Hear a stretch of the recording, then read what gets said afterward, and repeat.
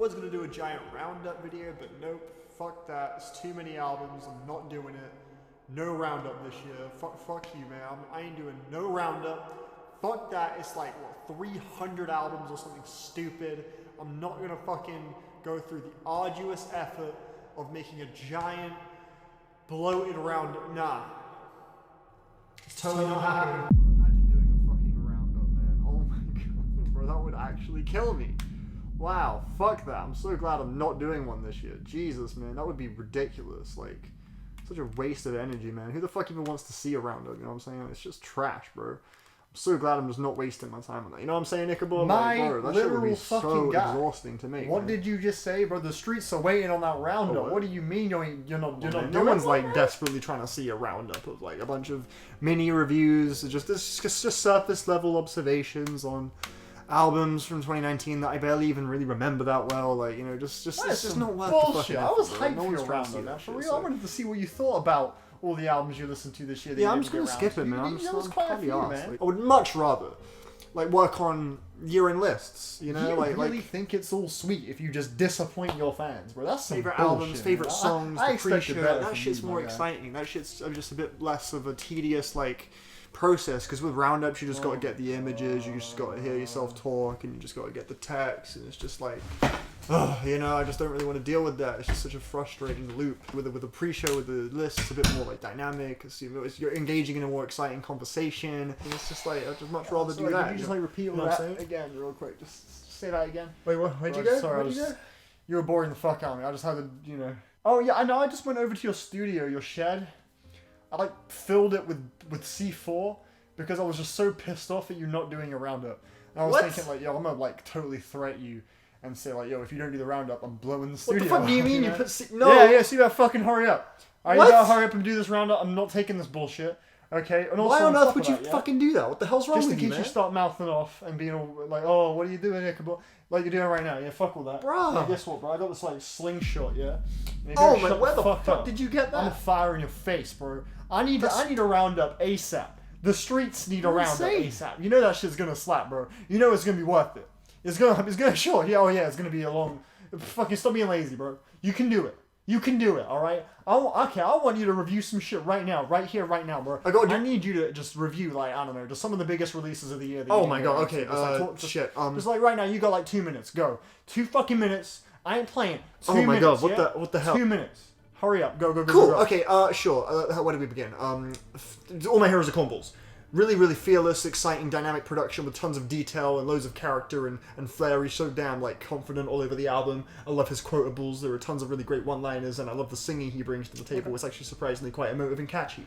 Zoo by Denzel Curry is you know, I think that's a bit better than Taboo personally. I think it plays to his strengths a little bit more, even though it's more of a placeholder project before he gets to the next release. I still think it's a pretty fucking great album all the same, you know. I love how it's all freestyled and just roaring off the dome. It just really adds to his kind of primal energy, which I think is the best thing about him. Magdalene is a phenomenal breakup record that is really brilliant at capturing just the way your mind spirals out of control when you're trying to grasp at straws, piecing together what has happened to your love life and how you're trying to reclaim that aspect of your personality and how it kind of gets shattered when something like that happens to you. I think it's a beautiful representation of that, and her singing is fucking crazy. Angel Olsen has also dropped a great breakup album, a little bit more cloudy and misty, though less, you know, futuristic sounding. I like how it kind of sounds like the whole album's cloaked in this fog of just like various traumatic flashbacks from your past. I love the songwriting on here as well, and the string sections are wonderful. Leaving Meaning by Swans just kind of came and went. It didn't really offer anything that the other Swans records from this decade didn't already give you.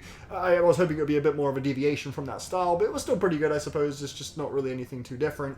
Well, let me think. What else we got? Fuck! Norman fucking Rockwell. That is an album that I think is the most mature thing she's released. It just kind of hammers in the same thing a little bit too much for me. I think it could use a bit more variety for its hour-plus long runtime.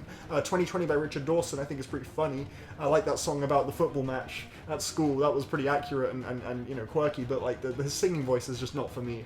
And I think the instrumentals are a little bit headache-inducing. I don't really like hearing it for as long. Again, a bit too long. That one, Ghosting by Nick Cave. Amazing amazing songwriting. I just wish the sound palette was just a bit less plain. The synths are just not very distinct. But his writing and performances are absolutely devastating, especially given the context the album exists within. So yeah, it gets a thumbs up from me. Feet of Clay by Earl Sweatshirt is a really great successor to some rap songs. A really great EP all about just persevering through the darkest parts of your emotional thoughts and all that. And it really has that feeling of redemption and invigorating freedom. That's something that I think some rap songs didn't quite capture as well. Some rap songs was more about just documenting just everything he kind of had to deal with, whereas this album is more about the journey of persevering through it, which I think is a really great follow-up. What else? Oh fuck, I can't even, oh my god. Jesus is King by Kanye West. That was a fucking joke. The mixing sounds like it was made on a cucumber. The lyrics are awful. It just sounds like completely unfinished in every way.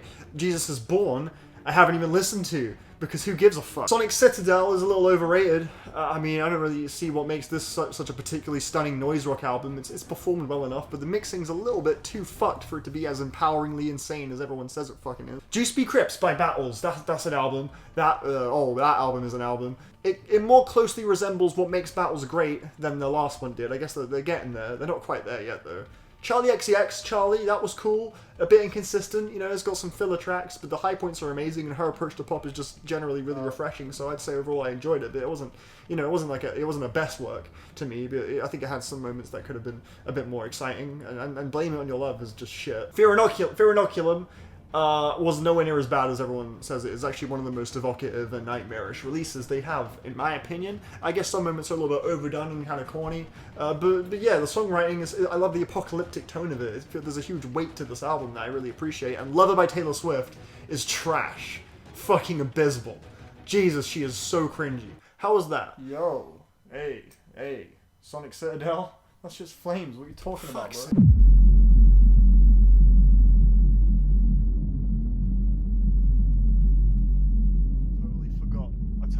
Main Pop Girl 2019. I was going to include that in this video. It's a fucking really creative pop record. Please go listen to it. I love the lyrics. I love how it channels like youthful energy when you're stuck in sort of like a routine type thing. I love the cloudy atmosphere. I love the use of breakbeat drums. Some really creative instrumentals, and the storytelling's really great too. The vocals are really expressive and animated. Please go listen to it if you're a pop fan. It's fucking wicked.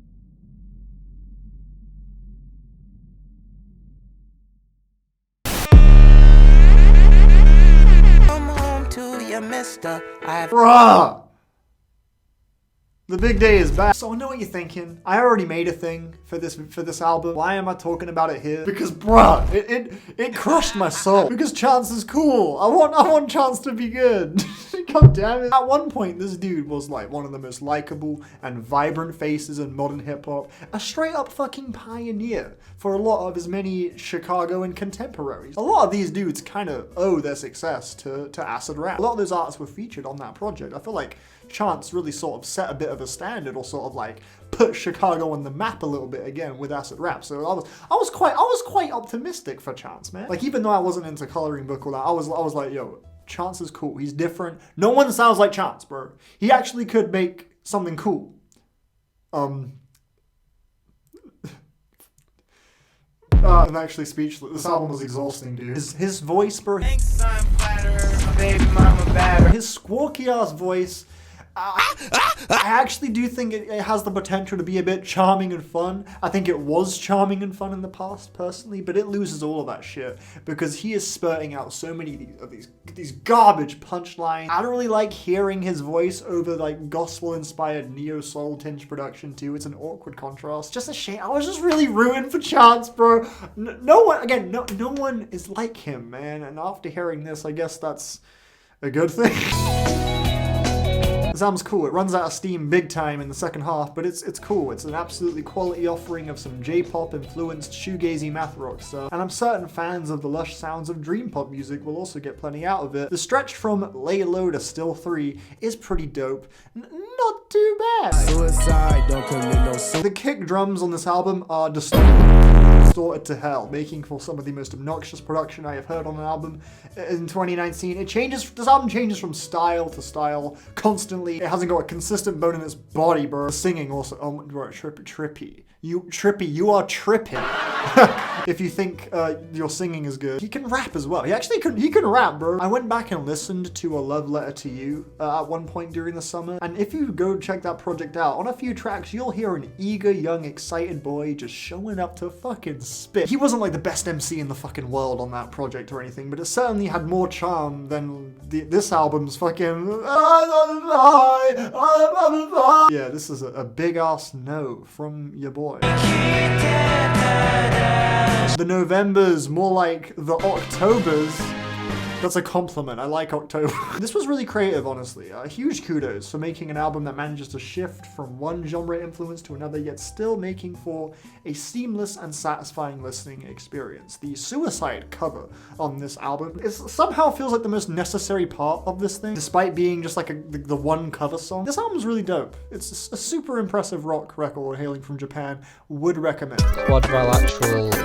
Quad 4 what? Ryan Leith really stepped his shit up with this release. I don't know if Ryan remembers this, but I did tell him I would include his pasta in my next roundup, and I'm sticking to that. And legit, honestly though, this is our movie. I have to thank Ryan Leith eternally for putting me on game to red pesto. Bro, I'm not really that big on green pesto, so I kind of just dismissed the pesto scene entirely. But bro, red pesto is flame. I've been enjoying the fuck out of red pesto ever since that day, and I want to say thank you to Ryan. You put me on game. I was fast asleep, and bro, album of the year, hands down. I'm feeling a fucking 11 out of 3. Great job.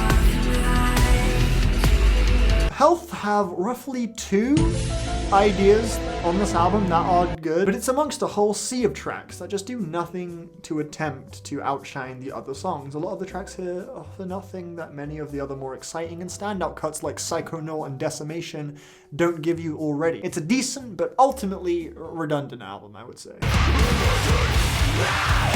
Oh damn, this one right here, bro. Ooh boy, this is it's quite the adrenaline rush, though it's one I would never want to sit through again.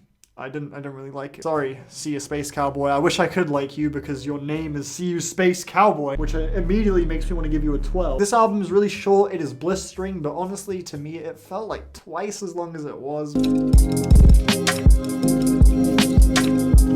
But it was just the tone of his voice. It really irritated me. Fast money, fast cars, hop inside that Jaguar. At this album's absolute best, it sounds like a Pierre-Bourne Leftovers project, bro. I found this thing derivative and stale the entire time. There were a few pretty delicate, dreamy trap beats, but that is not enough to save just how redundant of a listening experience this is. He barely showed up to rap on this thing at all. His flow it's kind of nice, but these bars are fucking shit. The whole album, his bars are garbage. It's not like horrible, but I'm never gonna come back to it.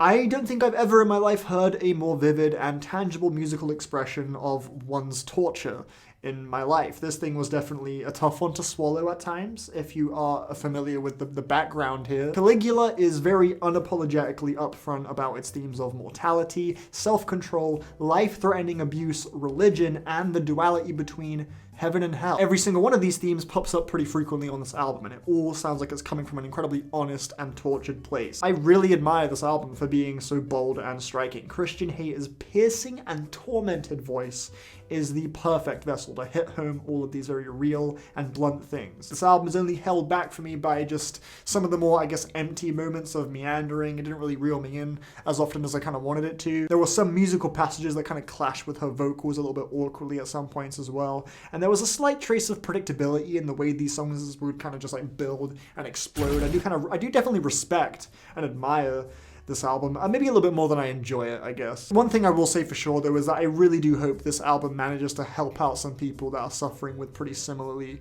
traumatic things, because this album is definitely really good, but it's just not one I think I'll come back to. But this album has so much respect from me, I can't not recommend it. It's definitely worth listening to.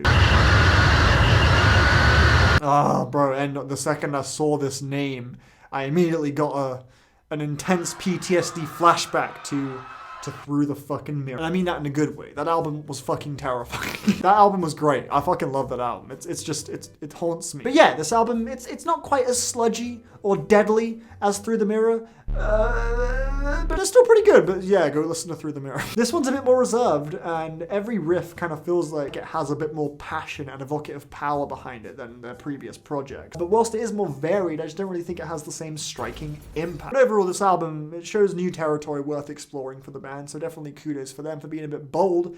I dig it. Watch my red flags with my white flags, and now all my... What?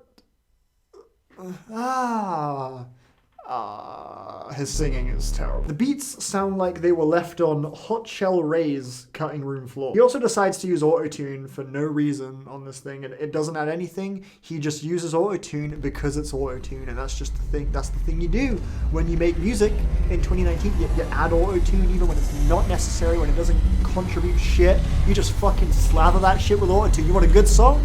Has it got auto-tune? Well, fuck you. Get on the fucking 2019 wave, babe. Nothing is good about this remotely. I hated it. Moving on. Honestly, kind of seems like Zaytoven had like 3 decent ideas across his whole career. But fortunately for him, those 3 ideas have nearly an infinite amount of possible variations. So he's managed to keep it going for a minute now. But just despite that, this new Chief Keef collab is one of the most stale and derivative trap releases I've heard in my life. There's this like weirdly emotional quality to the piano passages on this album. Like the piano melodies from Zaytoven, they're like insanely sentimental, but Chief Keef isn't. He does not have the poignancy as a vocalist to hit home any of that at all. So yeah, it's pretty awkward. No thank you. Screw loose. Who knew? If struggle rap is so good, why don't they invent a struggle rap too? Well, that's a great question. Maybe one day we'll make it to that point, but in the meantime, at least we have Swindle. This is a rapper who is ambitiously pushing the genre of struggle rap into brave new territory.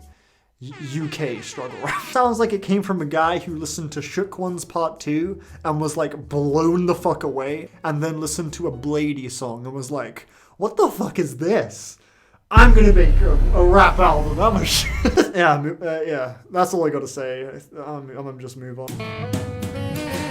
Galaxu have released a pretty beastly free jazz album right here. You know, free jazz music is supposed to be really messy and crazy, but something about this one goes a little bit above and beyond, in my opinion. The production here is like really mildly thin and tacky and cheap sounding, which kind of adds to how disheveled and wild it is. There's some potential for this thing to leave you pretty stirred and awestruck at times. So yeah, if you're a jazz head, don't miss it. Matmos, you little fuckers. As astonishing of a feat this album is, there's only really so much excitement I can personally extract from a record like this. It's entirely made out of plastic, which is like, you know, insane and shit, but yeah, hearing like a million really textured and crisp plastic noises all colliding together in my ears at a super fast-paced speed, it's pretty impressive at first, but after like 40 minutes, I don't know, I find this album a little exhausting. It's super textured and impressive. It's just not the most delectable or satisfying treat to me, because it all just pings in my ears and around my brain. It's super just like intricate and wild at every possible second. It's like a, you know, like if I can't do this. Like this is, I wish I could do this. This shit's crazy, but I can't say I derive much joy out of it.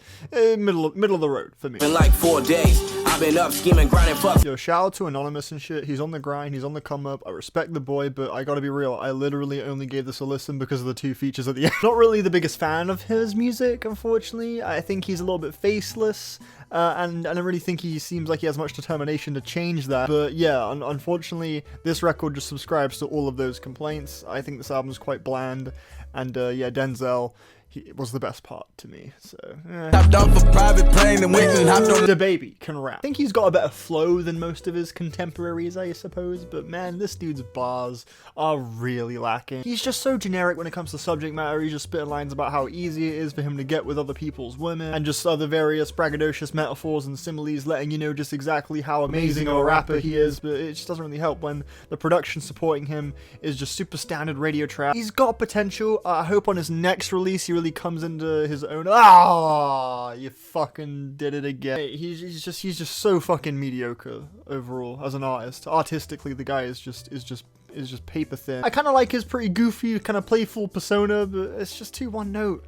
Honestly, oh no. I may not show it, but getting attacked by the giant monstrous waves of guitar that relentlessly pound away on the track be giving me a warped perception of reality. This record feels like being dragged against your will towards your biggest fucking fear. It's overpowering and monolithic in the exact way I like my black metal to be, baby. The very devilish and helpless imagery presented through the lyrics on this thing only drives the impact of it even further. It's a really fucking dope metal album. Go listen to it, mate. It's fine.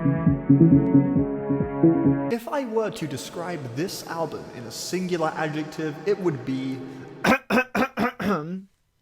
tantalizing. I found this thing pretty mysterious. It's not something I would ever think would ever happen. Everything about this album feels very deceitfully trivial in its execution, as if like just, it sounds like it's presented as if anyone could really do it, I guess. And there's something about that I find kind of alluring, but by the end I don't really feel like this record added up too much, considering a lot of it just sounded pretty awkward and just how empty a lot of the songs felt. I would recommend just trying it just based off how unique it is, but I just found it a little uncomfortable.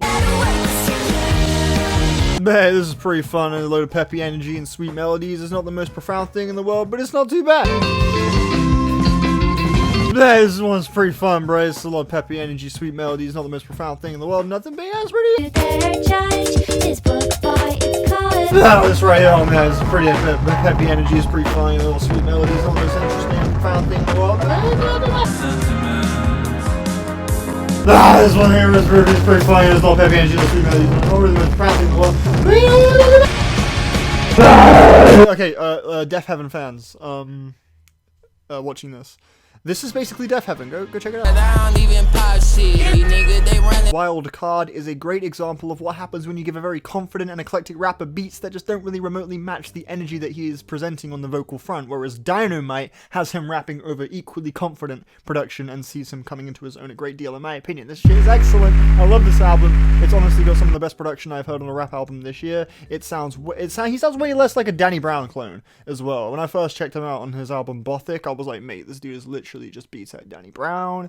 What's he doing? I think that critique has kind of haunted him throughout his career a little bit, but he's really broken out of it, in my opinion, on this one. And I really like the old sweatshirt feature as well. If you like old sweatshirt, you got a little feature right there, bro. I like it. Hey, employee, listen to it. It's good. Ooh. Everybody that wanted to. Every naysayer that I would like to give a shout out to the boy, Lamar, aka Xenia, for putting me onto this shit. It's in contention for the coziest album of 2019. This thing features a ton of really buttery smooth, humble MCs on it, featured on some of the various tracks on this thing. They're all spitting that cozy knowledge game over some new Jabez style beats. I don't really see how you couldn't get snuggled up just jamming this shit like 2 tracks in. It really just envelops you in its warm fur blanket of just cozy jazz rap bliss. It's got a really warm, tranquil aura to it, and it just doesn't let up throughout the entire runtime. None of the tracks here really interrupt that tone, and it's pretty lovely. It's an underrated release from this year.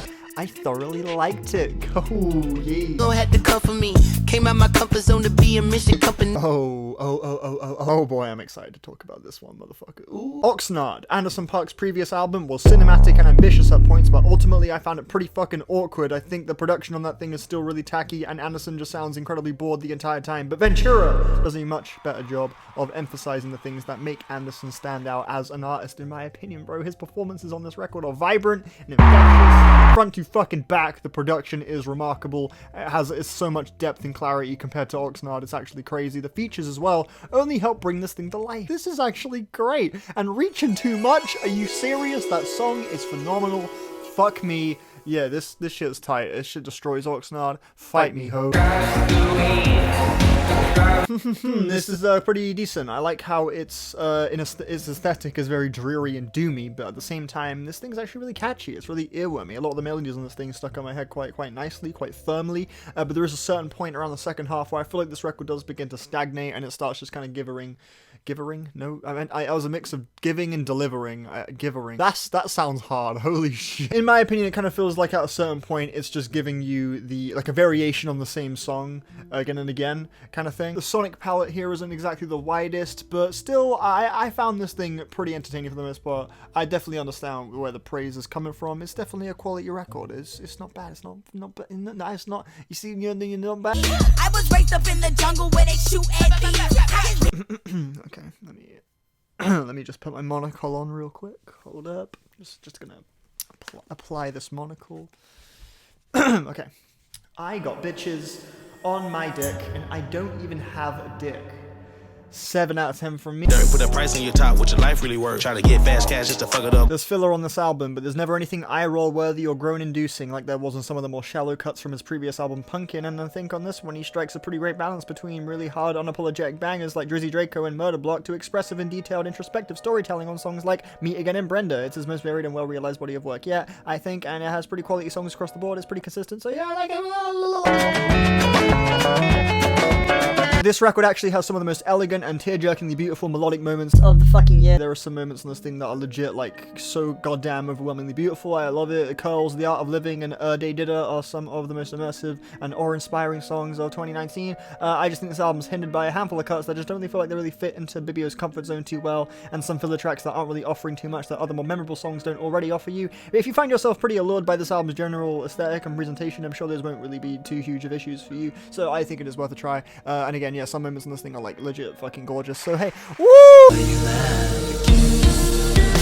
A lot of this album kind of feels like you're just navigating yourself through some crazed rich maniac's dungeon filled with like booby traps and puzzles or some shit, and you have to like carefully decipher all of them in order to survive. It feels very eerie and malicious, never really lets you out of that tight eerie grasp. It's pretty claustrophobic overall, I'd say is a good word for this record. Yeah. Good. I don't see no best. I don't got no reason they know. This album is a lot of fun. Nothing more, nothing less. Not every song really hits like that, but every song has the capacity to hit like that if you're in the right kind of mind frame and setting for just some carefree, fun pop rap. I don't expect anything in the way of like a memorable album experience with this thing. It exists just to be fun, and it succeeds at that. There's nothing to be mad at here. It's just fucking, it's good. Some fun pop rap, bro. Hooks are solid. Yeah. Again, a bit of filler, but hey, it's good. A new release from my fucking boy, Gold Panda, baby.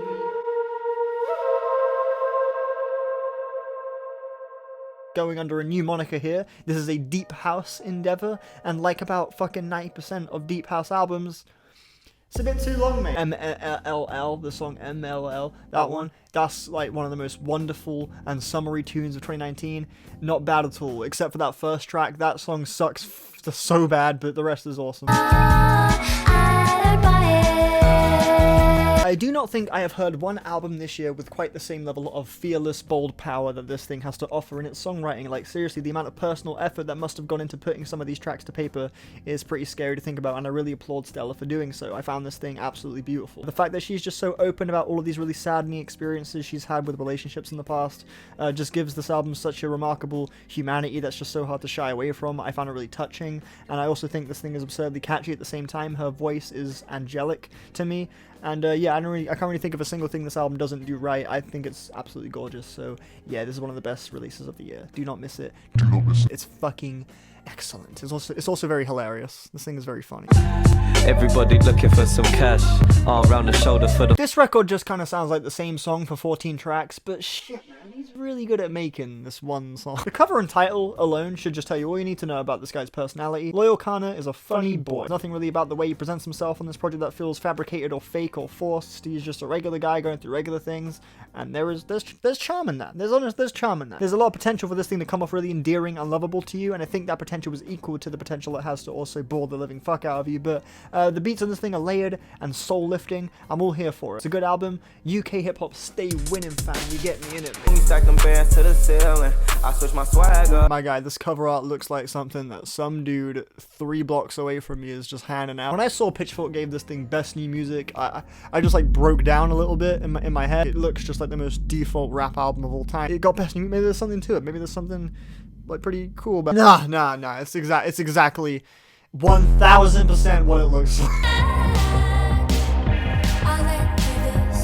Okay, interesting. Okay, Rick. Okay, Rick. You see, you did a decent job. Not bad, but game on. Come on, put me outside. Come on. So pull me outside. Give me the drug of my life. 'Cause I'm dying tonight. Right by your side. I'm dying tonight. With me to be my... So yeah, this album's actually sick. I mean, I won't even lie. This is definitely me when I'm in space. I got pretty immersed in this album, but wow, it did meander quite a lot. The third track particularly just did like nothing whatsoever for like 8 straight minutes. This album just has a tendency to just kind of hammer in the same idea for what feels like forever, but when it hits, oh boy does it hit. There is a pretty scary quality to this record. It kind of sounds like you're trapped in some young kid's life-scarring nightmare that happens to be smothered in reverb for some reason. It's creepy. It's pretty intense at times, but yeah, it was just a bit fucking long, bro. I actually think this album's a lot more individual than Freudian. Not that this is on some, like, you know, forward-thinking, fourth dimension, futuristic R&B shit no one's ever done before, but I think it has a lot more variety than its predecessor, and it's a great indicator of the artistic growth that Daniel Caesar has been through over the last 2 years. There's some legitimately really heart-wrenching moments, and in the second half, in my opinion, and that Pharrell track is a fucking banger. You serious, bro? Okay, so this album, take Claudia. Imagine if Cloud was not Cloud, and it was instead an actual cloud. That would be this album.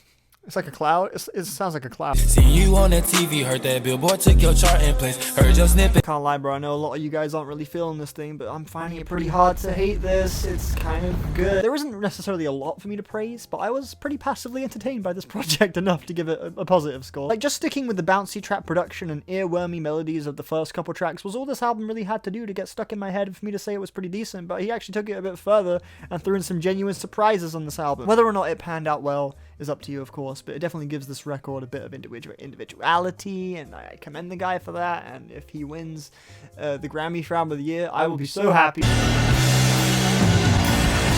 This album sounds like the musical equivalent of a mountain just growing out of the ground, right? You're just walking and suddenly, BAM! A mountain's just like sprawling out the fucking floor, and it's just going up and up and up, and it's like, what the fuck is happening? This ain't just a regular mountain. This is a mountain where like witches and necromancers and goblins and vampires will start, like, they're gonna start like scheduling meetings at this mountain and shit about how to go about, you know, cursing everyone or something. This album just sounds wicked and powerful, and it manages to really firmly keep that momentum pretty strongly in place for its entire runtime. I've seen people say the second half like drags. Bitch, no, you're just impatient. Okay? The second half is terrifying. It's just slower. But it's every bit as effective. Every bit as effective. This is one of the most interesting and paranormal metal releases I've heard in a minute. It has over an hour of material. It's pretty long. But yeah, just get lost in it, mate. Just get lost in it. Let it wash over you. I found it incredibly evocative.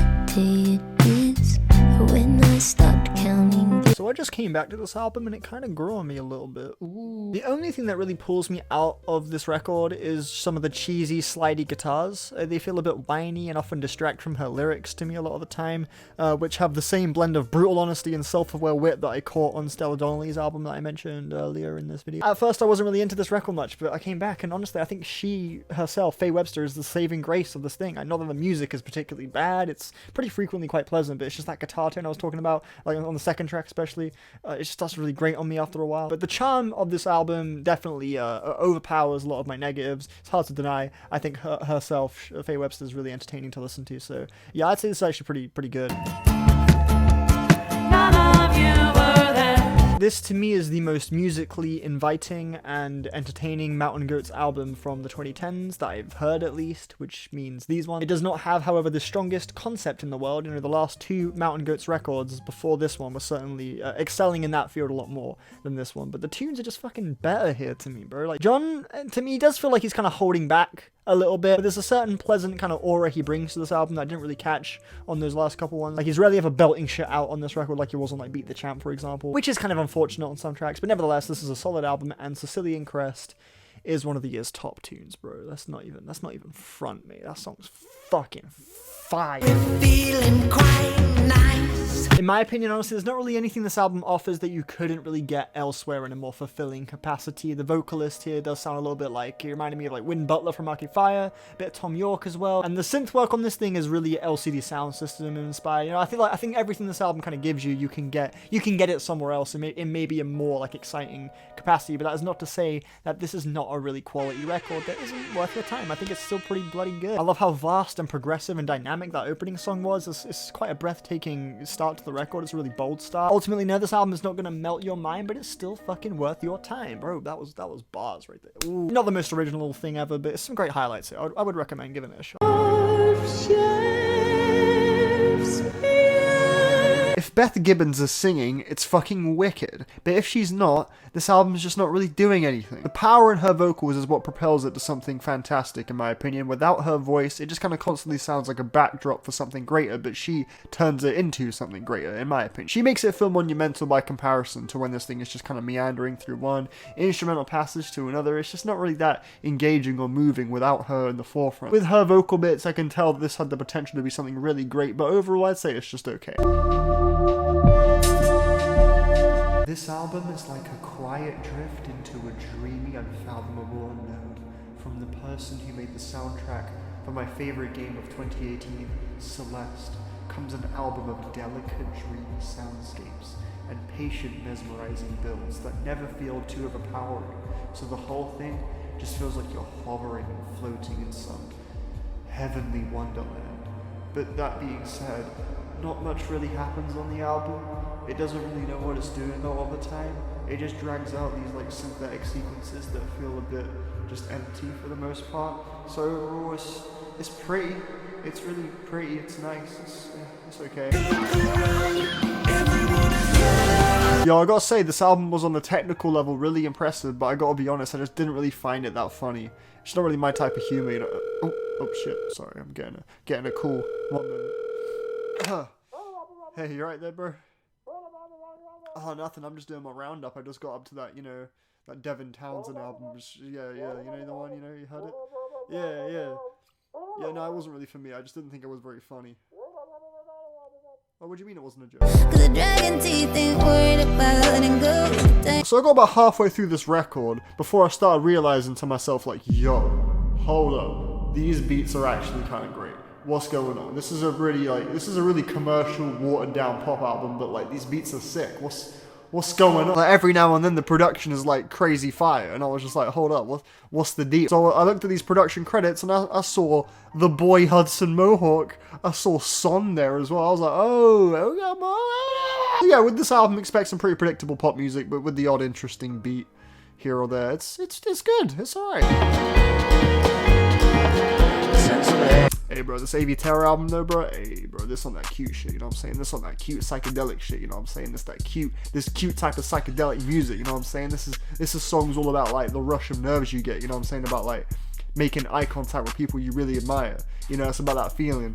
You know, that when you just see someone that you like really look up to, and you're just like, you get that little feeling in your stomach, you know, you're just like, oh wow, you're so amazing, you know what I mean? Yeah. Have to crack your shell just to prove to you ain't hard boiled. Oh, yo, watch out for the boy, Drizzy Drake.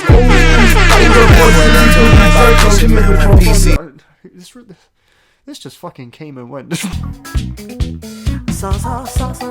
is really fucking fun. I actually like this more than AOTY. I don't know if that's like a hot take or whatever, but yeah, I like it more than AOTY. This record just never lets up the fun without ever feeling too overbearing or overpowering, which was my problem with AOTY. Like, even though AOTY still slaps pretty hard in the paint, this one slaps harder. I'll defend it. These songs are much more careful, and yeah, it's a very vibrant and fun Afrobeat record. I approve. I actually caught this project like right before Ras G passed away this year, which is pretty chilling, honestly. Like, I never heard of him. I just like checked this album out on a whim, and I just thought it was really interesting. I really liked how distinctive and delightfully abstract his ear for sampling all over this project was. Had it not been as like kind of haphazard, you know, with its sampling, I reckon there would have been some potential for me to be really like head over heels for this thing. But it was a treat all the same. I really liked it. I think his approach to beat work was just really unique. So rest in peace to Ras G. I'm confident in saying that he's probably got mountains of screw face worthy grooves in his back catalogue that I would love to gladly get lost in one day. So yeah, I really thoroughly enjoyed this wicked album. This album inches you along with its chaos. It invites you in to join in the fucking rampage. The riffs on this thing are infectious, they're destructive, and they don't ever let you out of their tight, evil fucking grasp. It's all propelled effectively by the very frustrated and agitated tone of the frontman's voice, and it all comes together quite cohesively to make a pretty blistering ride of a record. I think it's nothing against the grain in regards to, you know, grindcore or metalcore, but it's very well executed, so props. Oh, don't leave me alone. Oh, you guys. Wow. I don't think I've ever cried more in my life listening to it. This is is a solo metal project helmed by a man named Adam Kalmbach. This album is insane. I can't fathom this album. It's absolutely amazing.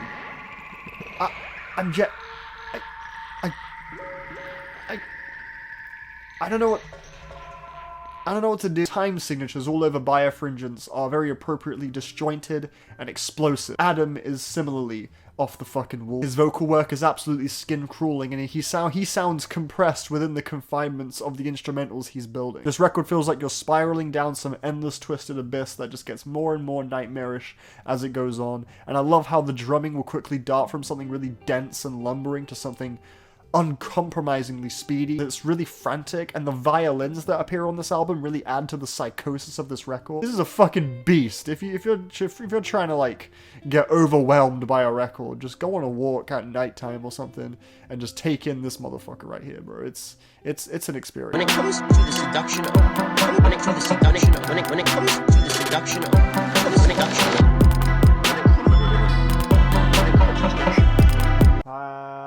the original plan for this roundup was to have every album I cover in this roundup be presented to you like that, like through with all the edits and like voiceover. But if I were to stick with that, you would get this video in like August. I've got many more albums, you guys. Welcome to my brother's room. Please excuse the hole. I kind of love this hole, honestly. I think this is a great thing to have in the background. I'm not sure what caused the hole. I just tell myself he got like super rage on Fortnite one day. It just went crazy. I don't know if that happened. I hope that is what happened, but I prefer to just not know, just so I can believe that that's what happened, because that makes me giggle. But yeah, let's crack on with this roundup. Cochemia.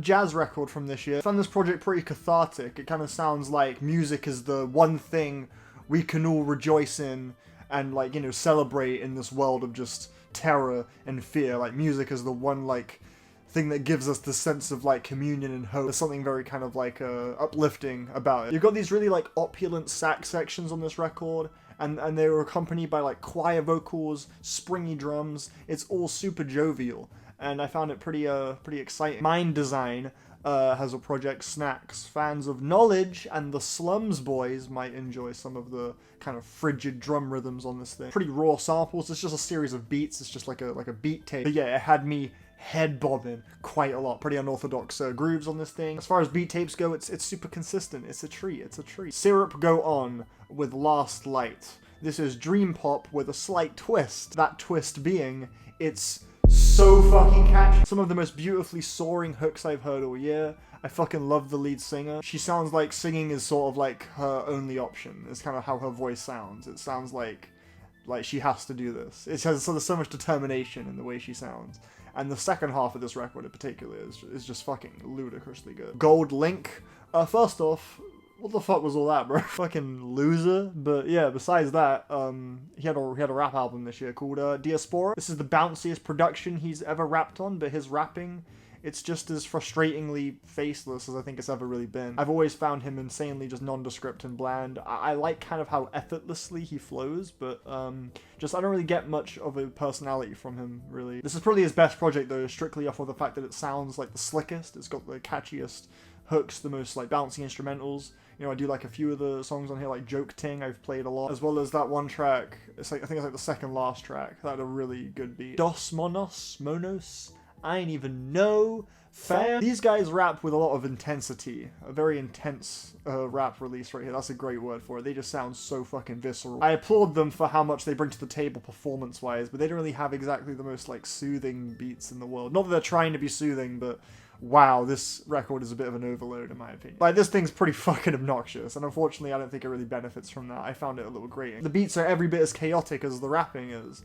There's never really much room to breathe on this thing, I found. And every track I feel like is shooting for the same kind of tone, the same sort of reaction out of me, so it got pretty stale for me. Chris Crack, I forgot the name of it, it's a bit long, but yeah, if you've ever wondered what a goofy Earl sweatshirt would sound like, this ain't too far off that, I guess. Oozing Wound, I don't know why, but I get the sense that Oozing Wound are just like, really just not fucking with the plan. This album just feels antisocial as hell, and just disgusted at the state of us, you know what I mean? Like, the riffs on this thing are just grungy as fuck, It sounds like they've gotten to the point where they just don't care and they're willing to make just the most revolting sounding, sludgy, just metal shit. There are elements of sludge metal, elements of thrash metal, and it will just like rapid fire change pace quite often. This is a pretty ballistic release. Dave. This album is about as interesting as Dave is as a rap pseudonym. Gershon's Melodical Orchestra.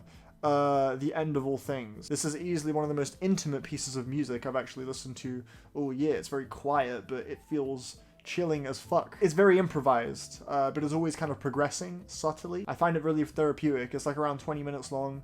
I've sat through it like 4 times now. It's an utterly haunting arrangement of various different drones, and it always sounds like it's keeping some dark secret from you, only ever revealing subtle glimpses of that secret.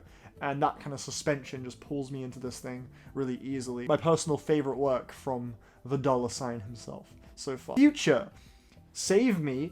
To be fair, making a project like this when you're someone with a reputation of Future is a pretty bold move, I think. I actually thought this was a really great EP. He's basically telling you, like, straight up, like, it's a facade, you know, the lean sipping, the drug abusing, the bitch fucking, the party lifestyle he's glorifying quite often, or people may perceive as him glorifying it. On this track, it seems like he's really painting it as something kind of harmful, and he's sort of admitting it and embracing the danger of it, which I think is a super mature songwriting approach for someone in his lane. So I found this really captivating, and I thought the production was pretty consistently great on this thing. Vegan. Text while drive if you want to... What was it called again? It's literally 70 plus tracks. I listened to this whole thing. It's 70 plus tracks, and most every track isn't even a track. It's like it's a sample pack. I actually did try sampling one of the songs on here, but my hard drive broke, so I can't like show it to you, but it was fucking hard. I found it pretty stimulating to some degree, I guess. It's definitely different, a very unique release, just based on the structure and runtime alone. Like by default, it's pretty unique. But yeah, this album isn't really a case of him just not leaving anything on the cutting room floor and it being super bloated. This record actually like is the cutting room floor. And then later on this year, he released this project, Only Diamonds Cut Diamonds, and it's fire. This is fire. The beats on this thing are fucking fire. Oh my god. Lil Pump, Harvard Dropout. I bet you've all been waiting on this one. My staggering commentary on Harvard Dropout. I bet you're all quivering in anticipation as to what I could possibly say about this incredibly complex piece of thought-provoking, profound hip-hop. Lil Pump, I feel like he's done. Who gives a shit about Lil Pump? Like, he's not like a talking point like that anymore. I think we're all kind of over it. This project kind of cemented just his irrelevance now, you know? Like, he was like a meme at one point, but now who gives a fuck? Vroom Vroom Vroom, however, is wonderful. Jai Pool. I love this project. I think it's absolutely wicked. The more I hear this record, the more blown away I am by just how fucking bafflingly creative it is. Just production wise, this thing is such a marvel. The very watery, like cloudy synths and his brilliant use of sidechain. I think this dude is a sidechain fucking master. I love how he'll like completely interrupt the main groove of the song with like some weird sound effect and like sidechain it to the kick, and it all just drowns out and comes back in. Like, he does so much cool shit like that, and it's just absolute ear candy. I can't get enough of it. Like, my favorite tracks are Vibin, Genevieve, BTSTU, Crush, and All Night, and I love this thing. It sounds so refreshing, even though it's like 6 years old. Or longer, like 6, 7, 8 years old. Like, who knows how long it was in the making for. But if this just got dropped today, it would sound like forward thinking, I think. This is fucking awesome. 100 gecs, 1,000 gecs. I can't stand this. It's not for me, but it's absurdly unique, and the genre blending is one of a kind. I recommend it just off the fact that it's unbelievably, like, there's nothing else like it. You cannot get this anywhere else. Fusing emo with dubstep, with trap, EDM, is fucking oh my god. I don't like how unsubtle it is. I don't like the vocals at all. Money Machine, I fucking hate that song. It seems like they're going out of their way to shove everything in your face as much as they can. And halfway through, I'm just like, okay, I get it. Shut up. Miley Cyrus, She Is Coming. Quite easily the most humiliating record of the year.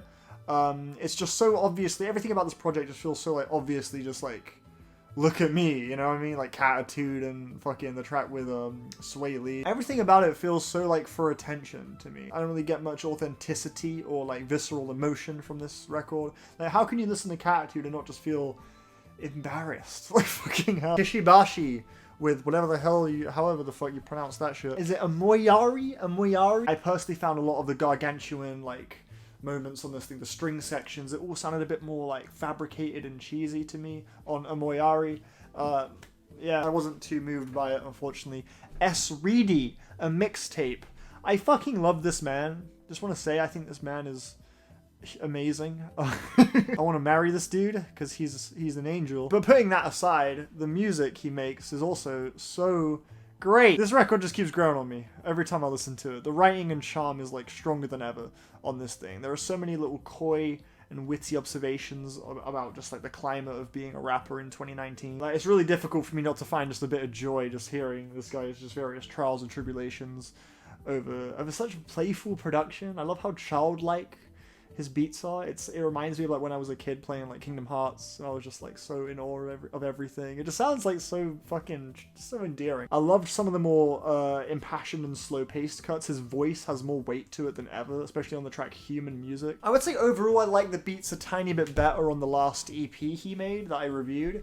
Because there were just moments on that EP production wise, little melodies, little catchy sticky moments that really like just stayed in my head, and that happened a bit more frequently on there than it did on a mixtape. But overall, I would say this is his best work. Remo Drive. I hate this. I despise this record. The vocalist went from charming angst to tonal catastrophe. What the fuck? His voice is horrible on this thing. There is not one song here where he didn't sound utterly disgusting. And I think that's because the music here just sounds so much more predictable and fabricated. Like on Greatest Hits, it sounded more kind of DIY, which just suited his voice way more. Like the whining vocal tone really sticks out like a lot more here. And Separate Beds is the corniest fucking track I've heard, and that's one of the worst songs I've heard all year. I fucking hate that song. Black to Com, they dropped 2 records this year. The first one they released, I covered in my other Roundup video I did back in like, I want to say, was it May? April, might have been April actually. But yeah, that project was really like uncompromising, really unashamedly just like disturbing and freakish and soul crushing. It was pretty moving. I thought it was great. But this new one is a lot more quiet.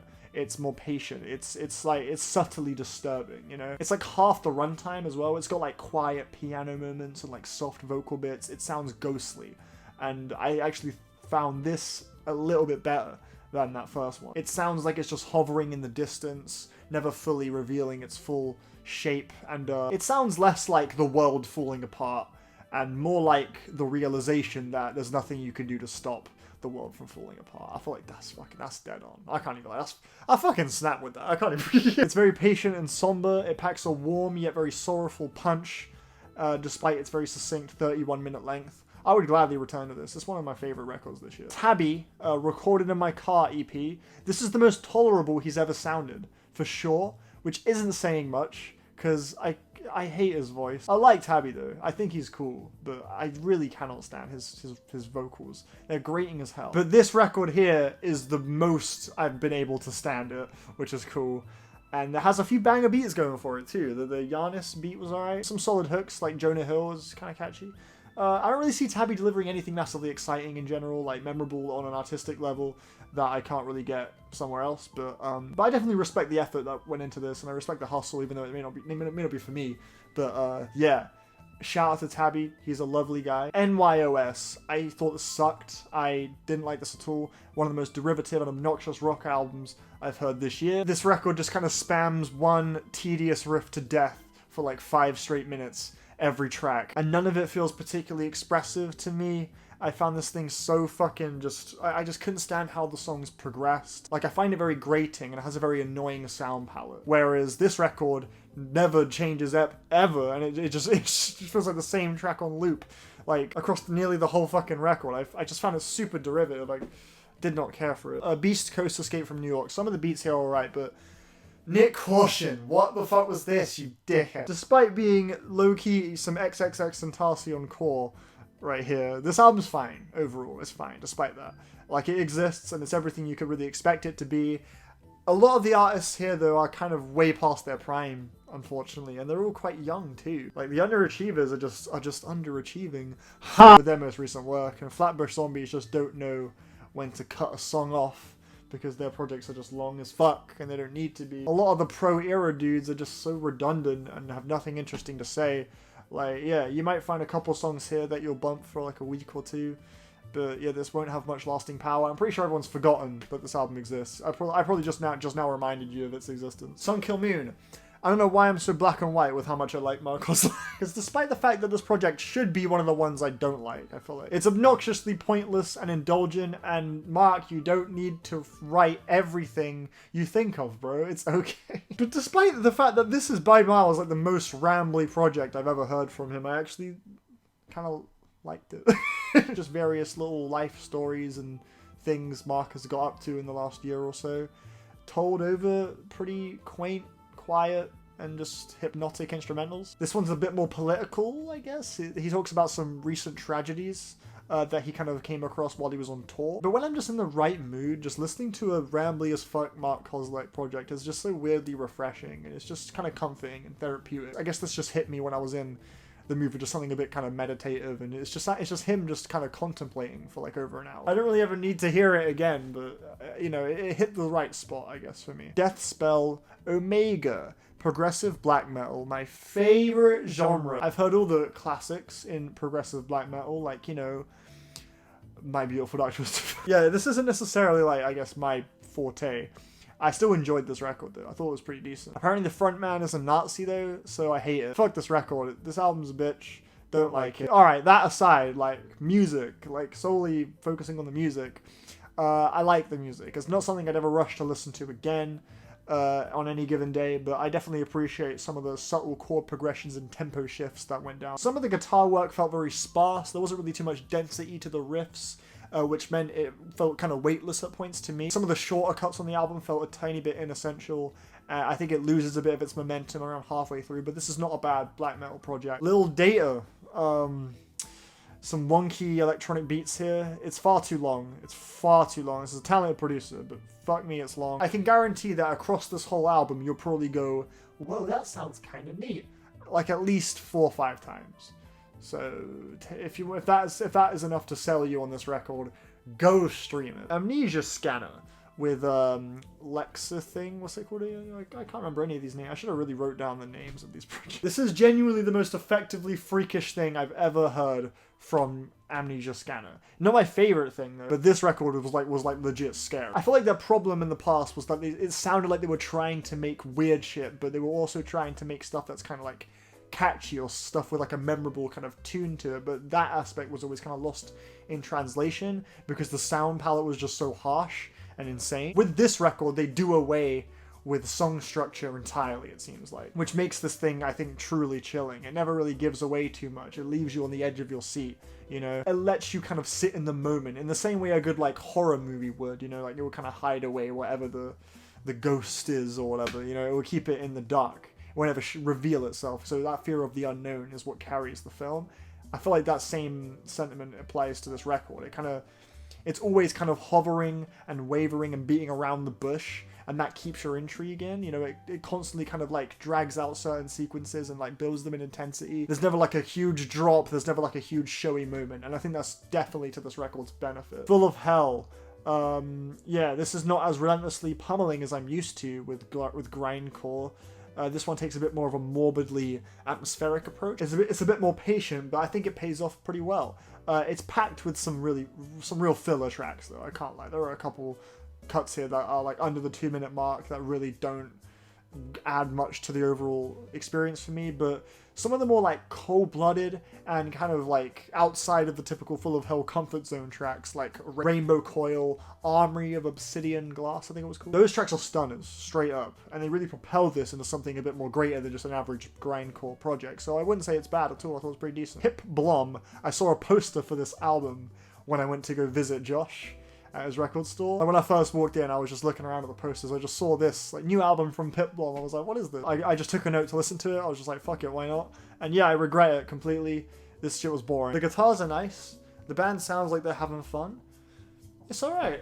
Yeah, it's just not very interesting. It's just what you kind of would expect from just like your average indie rock band, you know? Pleasant, harmless guitar tunes with, you know, prickly hooks, I guess. You know? Lord Apex, this is a British MC, and he surrounds himself in gloomy fog across this whole fucking album. This album sounds cloudy as hell, and it's dope as fuck. Like, it feels like this dude is just one with the shadows. Like, this motherfucker has been to the shadow realm, bro.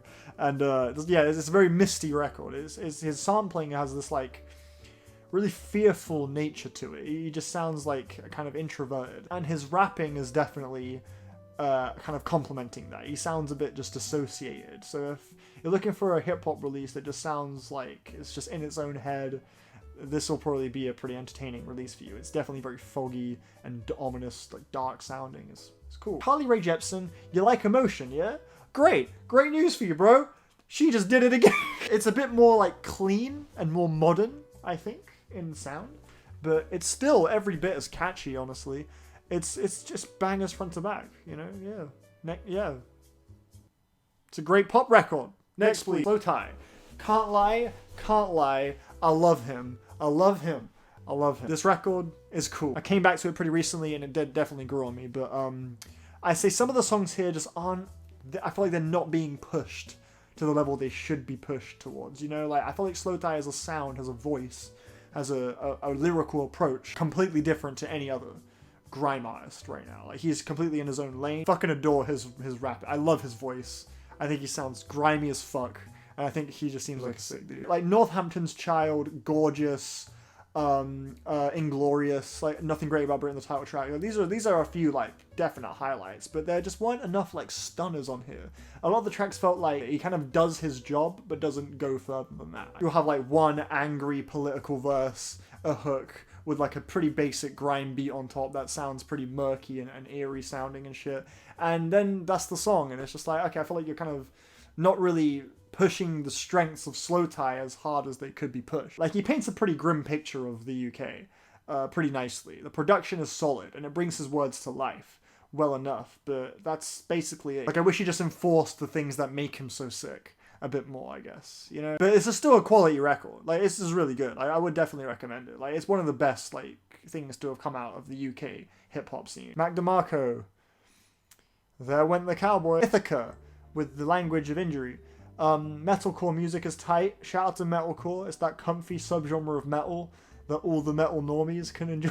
Probably with a lot of metal subgenres, or at least from my experience, it's taken, like, I have to, like, sit through a few, like, classics and really get in the mood for me to, like, warm up to the genre generally and just, like, appreciate it. Whereas with metalcore, my love for it was just pretty instant, you know? So yeah, shout out to metalcore. And Ithaca did a good one here. This is tight. This shit's pretty hard, man. Its runtime is actually perfect as well. It's like 32 minutes.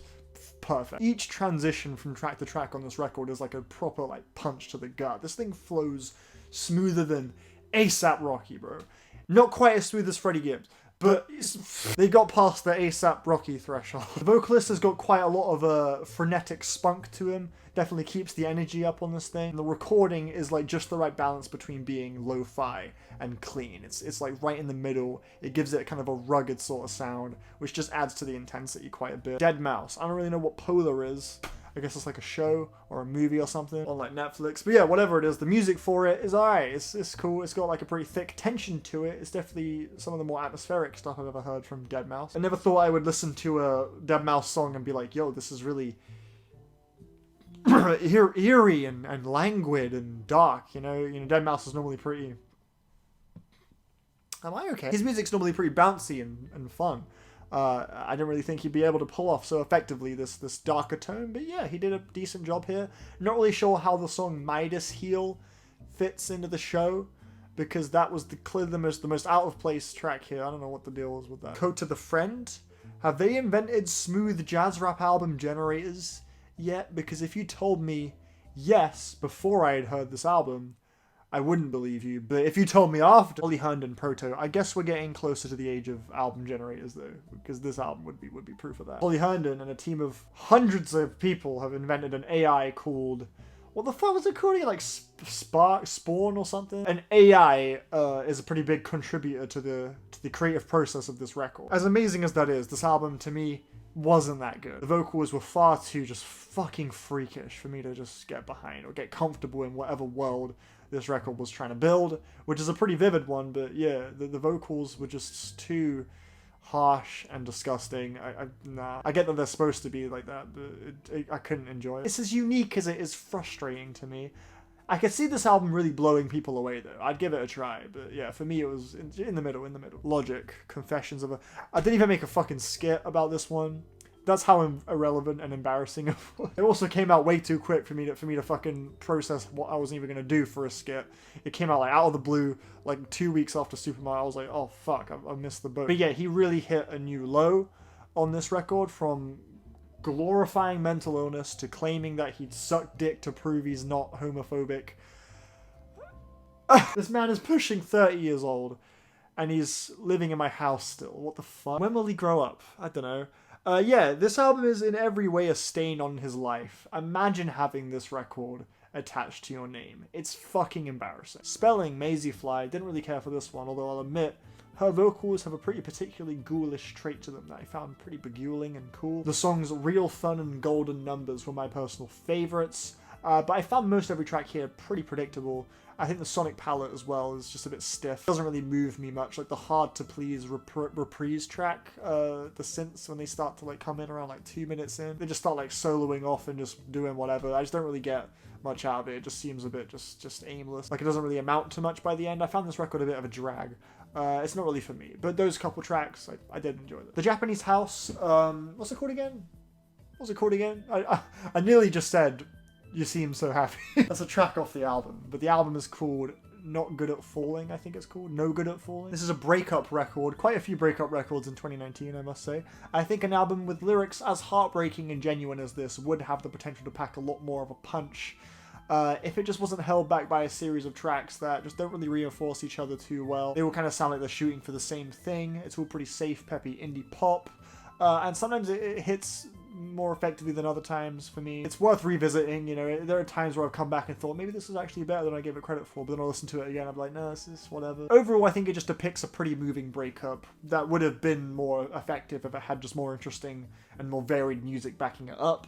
However, yeah, the song You Seem So Happy is a certified fantastic pop song in every regard. Love that track. Young Nudie and Pierre Bourne with Slimeer. Nudie, unfortunately, doesn't really give me the same level of, like, you know, hypnotism that, like, Carti would, for example, over Pierre Bourne production. Like, that sense of, like, intoxicated, carefree bliss that Pierre Bourne, his beats always kind of give you. Nudie just doesn't really match that to me, which makes for a pretty sadly awkward record. Not that I don't think these two could work well together, I'm sure they have in the past, you know, and they do occasionally on this record, but some of the quirkier samples on some of these cuts as well just felt a little bit jarring, and there just didn't really seem to be too much harmony between Pierre Bourne and Nudie to me. So overall, I wasn't a huge fan of it. Oxygen with whatever the fuck that record, I forgot what it was called. Oh, it was shit though. Instrumentally, you're getting nothing on this record that Hang didn't do. This album sounds like Hang B-sides in every way. It genuinely is just Hang left, I swear to God. Which typically, honestly, to be fair, like if it was just Hang leftovers, that wouldn't be that bad, because Hang is a great album, but the lyrics are terrible on this thing. There are so many corny fucking lyrics. Dan Mason, not really the most well-versed in Vaporwave stuff. But yeah, the instrumentals here were amazing. Amazing instrumentals. The vocals were the killer. They ruined the record for me. They're just too much. They're mixed way too loud. They're smothered in every vocal effect you could possibly imagine. Yeah, it's just super distracting. And the instrumentals are really beautiful and cloudy and pretty, but yeah, the vocals just don't complement them. King Gizzard and the Lizard Wizard with Fishing for Fishies. I already reviewed the other one, so I'll just talk about this one. This is the most King Gizzard album King Gizzard have ever made. It borders more on the annoying end of the spectrum for me than it does, say, like, the creative end of King Gizzard. A lot of the riffs and guitar lines here are just so unbearable to me. I fucking couldn't stand this album. Really repetitive and redundant grooves here that just never quite justify their obnoxious presence in the forefront of nearly every track. Like Boogie, for example, was just such an eye-roll inducing song with so many conflicting sounds happening at once. It was just such a headache. At least the title track is pleasant and fun enough. It's a quaint little tune about fishing. It's cool. Besides that though, yeah, I found it very annoying. Baghdad Brothers. This is a little EP that I heard this year that I think is super beautiful. It's a lo-fi Icelandic jangle pop project. And there's just nothing to hate here at all. It's just so fucking pretty. Fuck off. I don't really know what either of them are saying because it's all in Icelandic, but yeah, there's nothing happening vocally or instrumentally for me to get mad at. It's so fucking hazy and pretty and melodic. The track, however the fuck you pronounce that, I'm not even gonna try. It's actually one of my most played songs this year. It's like just under 2 minutes. It's so lovely. I wish it was like 3 times as long. Yeah, if you want some dreamy jangle pop stuff, it's such a short EP. It's just like 4 really short tracks. It's just so pretty. Marissa Nadler with the drone flower thing. Some nice writing from Marissa Nadler. I loved the lyrics, but it genuinely felt like I was hearing like the same song for almost the entirety of the second half. This thing has very few ideas going for it musically, but the lyrics are great. Ilke, some IDM shit. This album wins the award for, oh my god, how the hell can you do that? What the fuck? How is this even possible? How can you produce shit like this? What the fuck? It wins that award. No album quite did that to me more than this one. Like, I was just like, how the fuck do you even do these noises? What the hell? Just as a producer myself, I'm just hearing this like, mate, how the fuck is this possible? Like, I really enjoyed that. Like, the complexity and technical proficiency on display is really impressive here. But the songs aren't the most engaging in the world. There's not really quite enough variety to justify its runtime. There wasn't much for me to grab onto, so it ended up just, you know, falling to the wayside. Dawn. The production here felt too scared to embrace the weird, a little safe. Dawn Richards a very capable singer, but the tunes are just kind of disconnected a lot of the time. The music just feels a little bit unsure of what it wants to be. It changes from mood to mood pretty jarringly. I think some of the production borders on being a bit awkwardly cheesy at points too, which doesn't really bode well when the songs lyrically are as personal as they are at points on this thing. This album is channeling black female empowerment a lot of the time, relationship struggles on some other tracks as well. There are definitely stories worth telling here. It's all very genuine and personal, but it felt a bit too cluttered, a bit too just, yeah, aimless, so it wasn't really for me. Bjarki with Happy Earth Day. This album is great. Ski Mask and Boards of Canada fans need to get on this. Has the same kind of detailed breakbeat rhythms of Compro, but it does not have the same bombast of Compro, the same, like, impact as Compro has. It's a lot more subtle, it's more cloudy in the same way a Boards of Canada record might be. Has that same kind of tangible fragility to it. It's definitely a rainy day type of album. And yeah, there are loads of little subtle, small progressions and details laced in with these very lengthy tracks that I just found so fucking magical. This track particularly, I thought was great. Lizzo, 'Cause I Love You. This album at full blast. If I sat through this album at full blast, I would get a headache by the end. Fuck me. I appreciate the message of this record. It's just kind of ham-fisting this like self-love message on every fucking song. And it's doing it in the most unsubtle way imaginable. I like the messages over. It's just every track is just like spelling it out for you as if you're like 3 years old, and it's just screaming it at the top of its lungs. The mastering is insane. It's so loud. This album is so blaring. Oh my god. There are a few pretty decent hooks. Like Tempo is alright. Juice is alright. Like fair enough. Decent pop tracks. Whatever. But yeah, the title track is unbearable. It's such a fucking obnoxious record. It's just too fucking extreme and it just needs to relax for 1 second and just come up with something different to fucking say. Like, I like the message, I get the message, it's cool, but Jesus. Every song, you know what I mean? Fucking Christ. Czarface and Ghostface Killer, their collab record. Not Trying Your Hardest and Czarface albums just go hand in hand, I swear to God.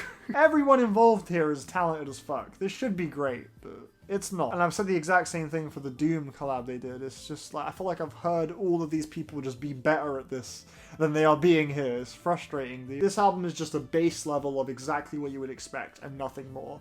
It's easily skippable. Jaden Smith, Iris is Coming, the EP he released to tease Iris, which I talked about already on Sloth Window Crest. This EP was pretty laughable. As a Jaden Smith apologist, I couldn't quite defend this one. Even though I still low-key kind of enjoy how ridiculous it's so absurd. Like the beats in his ad-libs, they legit sound like he's like someone put a gun to his head and was like, scream the ad-libs as loud as you can. Like he's just fucking yelling them over these absurd like trap beats. It's so funny. Senor Benedict the Moor. I give this thing kudos for sampling Kingdom Hearts. Outside of that, this album was just auditory hell. I couldn't stand their vocals. The production choices are very uneasy and awkward, sampling like these cheesy, like grungy guitar bits. It's definitely unique, but it's such a clunky mess. It's such an unappealing project. The first track was alright. The Kingdom Hearts track was alright, but the rest was just very ugly to me. The Bright Light Social Hour. Hi, that's funny. My brother's name is Jude. If you like psych-rock music, this is cool. You'll think this is cool, because psych-rock is... This is good psych-rock. This album offers the same kind of pummeling grungy riffs you'd catch on like a, you know... an OC's album or like a Ty Segall album or something. But it delivers it in a bit more of like a kaleidoscopic, dreamy way, which is pretty cool. I like how occasionally this record just busts into this like really trippy world of just like opulent synth work and shit. It kind of just throws in a few surprises. It's quite cool. This album feels like you're darting towards Atlantis or something. It feels like the journey towards that, and you're like slowly seeing it all unfold in front of you or something. I also love the guitars on the second half of the song She Wanna Love You. Oh Tears of Joy, Bonsoir Fucker. This production is incredibly appealing to me. I just wish the vocals were as well. I couldn't stand the vocals. They felt really over the top. I appreciate how bold and fearless the lyrics are though. Like, I definitely like the messages of this record. You really feel every ounce of pain that Baptiste, I think is their name. There are moments where it kind of feels like Baptiste is kind of wittily exclaiming some of the troubles they've been through in sort of like a kind of humorous way. Almost suggests that like comedy is sort of like a coping mechanism of sorts. There's a ton of heart to this record. The vocals and the beats, the instrumentals are tight as fuck, but it just clashes horribly with the vocals to me. Blockhead. I don't know why my takes on Blockhead are so night and fucking day. Like, I love his work on Labor Days. I hate his work on Known Unknowns, and I hate his work on None Shall Pass. I don't know what the deal is with Blockhead. I wish I could see him as consistent as everyone else sees him, because he's a good producer. But yeah, I'm just so like night and day and black and white with my takes on his music for some reason. But yeah, like some of the sample choices, I tend to find them a little bit cheesy or dated or ugly at points. It just doesn't really give the rapper on top much room to breathe a lot of the time, and this project here showcases quite a few rappers, and I loved all of the rapping. The beats were just so dry to me. Again, this is a case of Blockhead just not really being for me as a producer. Like Billy Woods and Open Mike Eagle both just offered some really clever and insightful bars using a plethora of different rhyme schemes and flows. It was really exciting hearing them rap, but the muddy production just did no favors for me. I just found this album pretty hideous a lot of the time. Aries with Welcome Home. This album is awesome. He's probably my favorite in the emo rap scene, I guess. If you can really call him a rapper, he's not really a rapper, he's more of a singer. His beats are super trap influenced, and they're really detailed. Like, there's really loads of like percussive samples and elements happening in the beats. All of it comes together really comfortably, and he has an amazing ear for hooks. Like, he retreads the same ground a lot. Like, he definitely, like, the songs here sound very similar. Like, I wouldn't be surprised if you have trouble telling apart, like, Sayonara from Carousel. Like, they all kind of have a similar sound palette structure and just tone. But I could literally recite damn near every hook for you right now. This motherfucker's hooks are so inescapable. It's crazy. Hats off to Ari. He's definitely found his strengths. He knows his strengths. He's found his niche. And he made a really good album here. I thought this was a lot of fun. Bones and Eddie Baker. This whole thing is basically very entertaining, moody Memphis rap music up until the last track, which is one of the most insultingly revolting songs I've heard in my life. Oh my Christ. Daphne, Sizzling. This was a blast. I enjoyed this a lot. The third track's central groove was a little bit too ear-piercing to justify it being repeated as much as it was, but besides that, this was really good. If you like your house music loud and flamboyant, this is for you. The samples in this thing are a proper treat, can't lie. And the Sizzling title track. Fucking brilliant. Slauson Malone. I genuinely see myself returning to this record and deciphering it for years to come. This album pulls from so many different styles. It's actually really forward-thinking. It feels like a culmination of all of music across time in this weird, like, stimulating sound collage. It's a completely formless record. And every time I listen to it, though, it all kind of gets pieced together in my head differently. Like, it sort of unlocks itself in my brain further with each listen. And there are, like, so many little cries for help and cries for love embedded in some of the little vocal snippets in this thing. It all feels like it comes from such a personal place of pain. I love how it stitches together these samples and these snippets from different styles and genres and eras to form just this message of just existentialism and perseverance. It's truly really one of a kind, and there are a few moments where I do feel like this album would benefit from letting you sit in the moment for a little bit longer before it jarringly jumps from one thing to the next thing, but I can see this record getting studied and like dissected for like years to come. I think it's a really fascinating record. Cherry Glazer. They've upgraded from grating, charmless indie rock to catchy and sweet ear candy indie pop, which is cool. It's pretty safe, but it's really pretty, in my opinion. The vocals no longer irk me like they used to, like on, Apocalyptic, or whatever the fuck that was called. This album's really, like, pretty and charming. It's more dreamy and delicate than anything they've made before. And there are also moments where the riffs are quite heavy and the breakdowns are pretty, like, explosive, and it, surprisingly enough, it clashes quite well with the more soft nature of the record as well. It's cool, it's not bad. Mixed matches. Imagine Bladey, but good. Let me shut up, Bladey. Yeah, this reminded me a lot of Bladey. The production is very Drain Gang-ish, and the vocals are auto-tuned similarly, but, yeah, the vocals are much whinier and way more expressive, so I prefer it to Bladey, I think. And, yeah, super hypnotic and pretty trap right here. I recommend it. The Matson 2. Fans of Real Estate and Mac DeMarco might get a kick out of this one, but I found it really unrewarding. I thought it was quite nice on the first listen, but coming back to it, there was really not a lot to grasp here. It's a bit hollow. It offers little to nothing stylistically you couldn't get from like a Tame Impala B-side, basically. So overall, I found Paradise to be a pretty technically proficient, like well performed, but ultimately exhausting listen. It's not without a few pleasant little moments. Like I thought Wavelength was cool, but overall, yeah, it kind of retreads similar ground that you've heard a million times without really offering much beyond that. Gum Takes Tooth with Arrow. This is the kind of noisy post-rock shit that I can dig right here. This is the kind of music that sounds like the end of the world is on its way. It's like around the fucking corner. It's pretty ghoulish. I guess my only issue is I kind of wish that the end actually came a bit more often, I guess. Like the builds are stellar, but I think it teases more than it has the right to, I guess. I didn't get much payoff, basically, from me personally, hearing this thing. But yeah, it's tight though. As far as post-rock records go from 2019, it's worth a listen. Rom de Fool, press... What the fuck was it? To continue? Something to continue. I found this thing so fucking dull, and it's annoying because there's an element of like vibrancy and eagerness to a lot of this guy's earlier productions that are just nowhere to be seen here. The soul of this guy's beat work feels like it's just been sucked out of this record due to the really like bland progressions and vocalists that appear on this project. This album sounds like a collection of songs that Steve Lacy just didn't want to use for his album this year, which is kind of saying something because that album is already kind of shit. Bari, Mr. Glass, I don't fucking know. This is a debut album from Smino's prodigy Bari, and the beats carry this thing completely. Monte Booker continues to be one of my favorite fucking producers alive. I had a dream once where Monte Booker visited Marlowe Sainsbury's, which is where I work.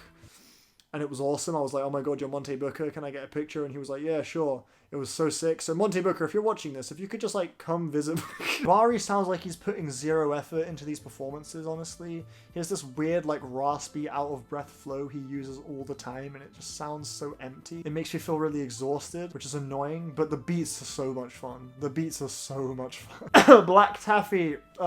This man is finding the most golden samples of all time. Send them to me, please. The song is dragged out a little bit though, but every sample was too fire for me to give a shit. Oh my lord, give me a sample pack. I'll say it again, give me a Black Taffy, you bitch. You better get Sun, Life Metal. This album presents something pretty predictable from the beginning, but it quickly transforms into an altogether different beast. There are these like really quiet, haunted vocals kind of gathering around the opening track in a really ghoulish way that I think is pretty cool. It's accompanied with what sounds like thunder strikes as well, which gives the track a really monolithic tone right out the gate. So I think this album is super engaging if you really let it wash over you. If you just have it playing in the background, it could be pretty easy to dismiss it as just typical drone metal, but there's something pretty interesting about this if you really listen. The run times of these tracks are pretty beefy. I think Aurora particularly doesn't really justify it being 19 minutes, even though that song isn't necessarily bad to me. I just found it a little bit bloated. This album is really ominous. It's really intimidating.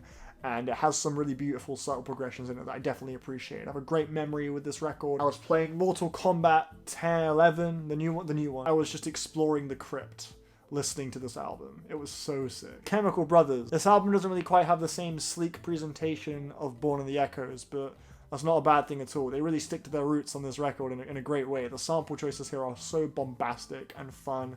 And some of these tunes are, like, irresistible as fuck. Bango, Got to Keep On, mate, come on. They're really stunningly detailed, too. Like, the bells, the way they, like, ping off of the vocal samples and the drums. It's all so well arranged and, like, groovy. It's fucking really impressive. Mad as well is a fucking bang. Like, the more I pay attention to how well assembled the different percussive layers are on this album, the more I enjoyed it and appreciated it. So, yeah, some of the strongest hits of the year on this thing. Fucking good shit. Lowly. This album ticked all of the boxes necessary to pull off something really sweet and delicate on the ears. It's got soft synths and, you know, warm vocals. It's pretty cool. But yeah, it just didn't really push beyond that, I suppose. The Soft Cavalry is a new project from Rachel Goswell of Slowdive, and it desperately wishes it was Slowdive. Lillian Rosarian, A Day in Bellbrew. Can't remember the last time I was this just simultaneously scared and stimulated by a record. I found this thing awesome. This album had me looking around corners differently. You know, it had me feeling a bit on edge. It's the musical equivalent to what I imagine discovering some otherworldly life, just like some unknown species that's capable of just like wiping out an entire village at the snap of its fingers. Like, if you discovered some shit like that with like an insane amount of power, like, it's like, fuck. Like, it's fascinating, but it's like overwhelming and scary. Like, that's how this record made me feel. It sounds really eerily distant. It sounds like the kind of thing that, like, if you were to play it like backwards, it will unlock some code to something like life-changing. It sounds like it has a past. It sounds like it's lived in. It sounds like a soundtrack to something dangerous, but it doesn't want to reveal that, you know.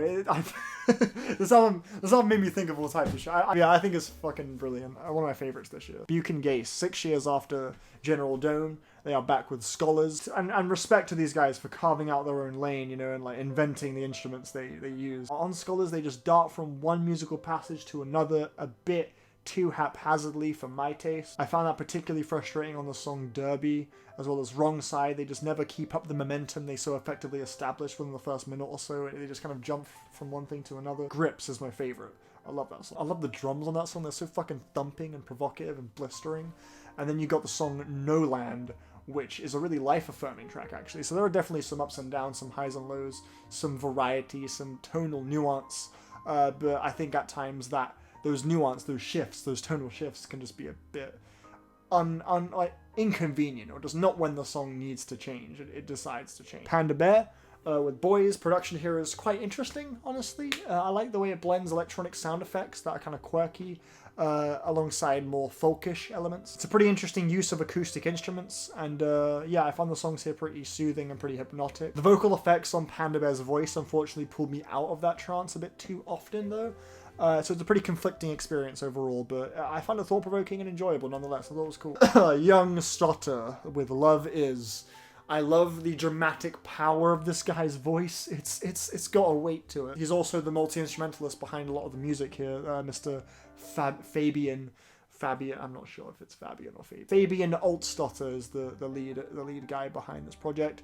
It's a pretty sincere and elegant singer-songwriter album overall. I love the way he frames infatuation. His outlook on it just feels honest and feels like it's come from a place of someone that's been through the worst of it. It's a very poetic record. It's all backed up by really lush and gorgeously arranged instrumentation. Too many of the songs kind of scratch the same itch for me, but it's still a very entertaining experience overall. I really like this record. Also, the outro to the title track, chills every time. Sam I Am, this goes so fucking hard. The vocals don't always work, but this goes so fucking hard. Aziza, this goes even harder. Time and time again. I absolutely love the structure of this record. I love how it assembles all these very wonky, jittery drum loops together with these kind of sentimental vocal passages. It forms a record that's consistently shifting, consistently evolving. It's very dynamic, and I thought it was really fluid and seriously entertaining. It sounds like you're playing a really colourful video game, but instead of finishing the level, you're just hopping from level to level and just finishing it bit by bit, and you're just jumping from world to world, and it's super exciting. If you're looking for some just catchy, colourful, vibrant beats, this thing has it in spades. What's not to love? Shout out to Aziza, the homie. Not sure how I'm pronouncing this, unfortunately, but the vocals on this record for me were a big no. As a beat tape, this would be pretty good background music, but with the vocals on top, it demotes it to perfectly decent, passable background. Not one thing really stands out about this thing. Like, the synths are just typical lush, fuzzy synth chords, and they're paired up with these guitar notes that sound like very Mac DeMarco-esque. You know, nothing is really standing out. No element of the instrumentals ever jumps out as like the key thing to focus on. It's all just comfortably comfortable, and that's it. It's just it's pleasant, but yeah, the vocals really just didn't need to be there. Alright, we got the new Helm album here. There were quite a few moments on this record I felt like I could see them coming. It's a little predictable in the way it progresses, but it's still a pretty surreal listen all the same. It's some electroacoustic music that I think at points it's going to send your brain straight to Venus, my guy. The drony synths are really woozy and trippy on this thing. Some of the crescendos are really tight, especially on songs like Body Rushes especially. It's not very original, but it's very well executed. The Flesh Eaters, I'm pretty sure psychobilly, rockabilly music is just really not for me because, Christ. Barely any sort of personality or finesse or like life to this. It's just like wailing vocals over just like psychobilly rock grooves. I just found it really annoying. LaBelle with Orchestra Universe. Best crescendos of 2019, bro. These songs either sound like they're just wandering lost in space or they're slowly approaching space with the intention of being lost in space. Very creatively fuses distortion with like soft, steady drumming to make for some really enchanting tracks. I love the use of marimbas on this record as well. Every track seamlessly moves into the next as well, really nicely. I love the transitions on this thing too. Niv Heck, aka Grouper, this is a Grouper side project. It's very ghostly and chilling for the first 5 minutes, and it's also ghostly and chilling for the remaining 54 minutes. But like, yeah, this was a proper challenge to get through. Every song meandered and offered over 10 minutes of the same thing, basically. I appreciate the cold atmosphere. I thought it was pretty dope, but yeah, the full 55 minutes was hardly worth it, really. Jack 3 / Trashman with Moonlight Radiation, some distorted, grimy Memphis rap right here. These beats are pulled straight from hell. It's great. No, not even the beats. Everything is pulled straight from hell here. Dude just sounds like a rabid fucking dog. And he's rapping over these beats that sound like the beat equivalent to like walking through some infected graveyard where everything's just like mutated and limbs are just falling off of shit and there's skeletons, and it's like one walk through this graveyard is like enough to give you like permanent fucking PTSD. This was a fucking sick album, honestly. Vulture is one of the most skin-crawling rap songs of 2019. That's a fucking bang. Uboa with The Origin of My Depression. This is a difficult one to begin talking about. If you've heard this, it's not hard to see why. If you look at the title and cover, I'm sure that could be expected. This album musically kind of combines the sounds of power electronics and death industrial to create an utterly harrowing collection of songs, all of which come from transgender woman Zandra Metcalf. Really hope I didn't fuck that up. This album shows them taking us through some of the most deeply personal and harrowing experiences I've ever heard put to record. Reading along with this album was legitimately quite difficult. It's incredibly effective. This is Zandra's suffering, front to back. That's all this is. That's all it's trying to be. Please Don't Leave Me, especially despite being only 1:54, is one of the most powerful things I've heard in 2019. It's a frightening fucking song. I can barely channel what I'm hearing with this thing as I'm listening to it a lot of the time. This album is basically everything the human brain is channeling when it feels like suicide is the only option. It will like progress from these like devastating like cries for help, these like huge like monstrous outbursts, and it will shift from something more reflective, as if Zandra's like now entering a moment of just solace and contemplation, and the way it kind of bobs and weaves between these things, it's so chilling. This album's not going to be for everyone, but I found it really moving. I thought it was super effective, and I think I could see it being an album I could come to when I'm looking for that same solace that I think Zandra is on this record. So I want to say thank you to Uboa for putting this together, because this definitely took a lot to do, and I hope they're doing well. Shy. We got 3 motherfucking projects to talk about here. Scrapyard Scrapbook, I think, is magical studying music. For Sale, I thought was a little bit too empty for me to get too much out of it, but Woolgatherer's Pond, yeah. This album feels like being cradled by some elegant, all-powerful being that's now dedicating its entire lifespan to keeping you as safe as possible. That's exactly how this album feels. From what I can tell, I'm assuming that was the goal, just to make you feel warm and secure. That's exactly what this record did for me. You know, like the whole like Nick Cave hiding songs thing? Like legit, like my hiding songs would probably be like every track on this record. For Sale kind of did strike me similarly, actually, although that album definitely embraces minimalism a lot more thanks to the record's concept about being about the small intricacies of her house. But I'm way more drawn to Woolgatherer's Pond. The sound palette is just so fucking beautiful to me. Like, For Sale and Scrapyard Scrapbook, like those two records, they kind of scratch the itch I'm looking for them to scratch when I'm in a certain mode, like whether like I said earlier, like studying or editing. Whereas with Woolgatherer's Pond, that shit just seems to reel me in any time of day. Shy, how the fuck did you like make these all in the same year, plus make that EP, plus make 2 powerless bruh, work ethic is mental. The consistency is there. Like, it's all so good. It's also great. The fuck? I wish I had such talents. And yeah, I adore Woolgatherer's Pond. Thank you for that. Andrew Bird.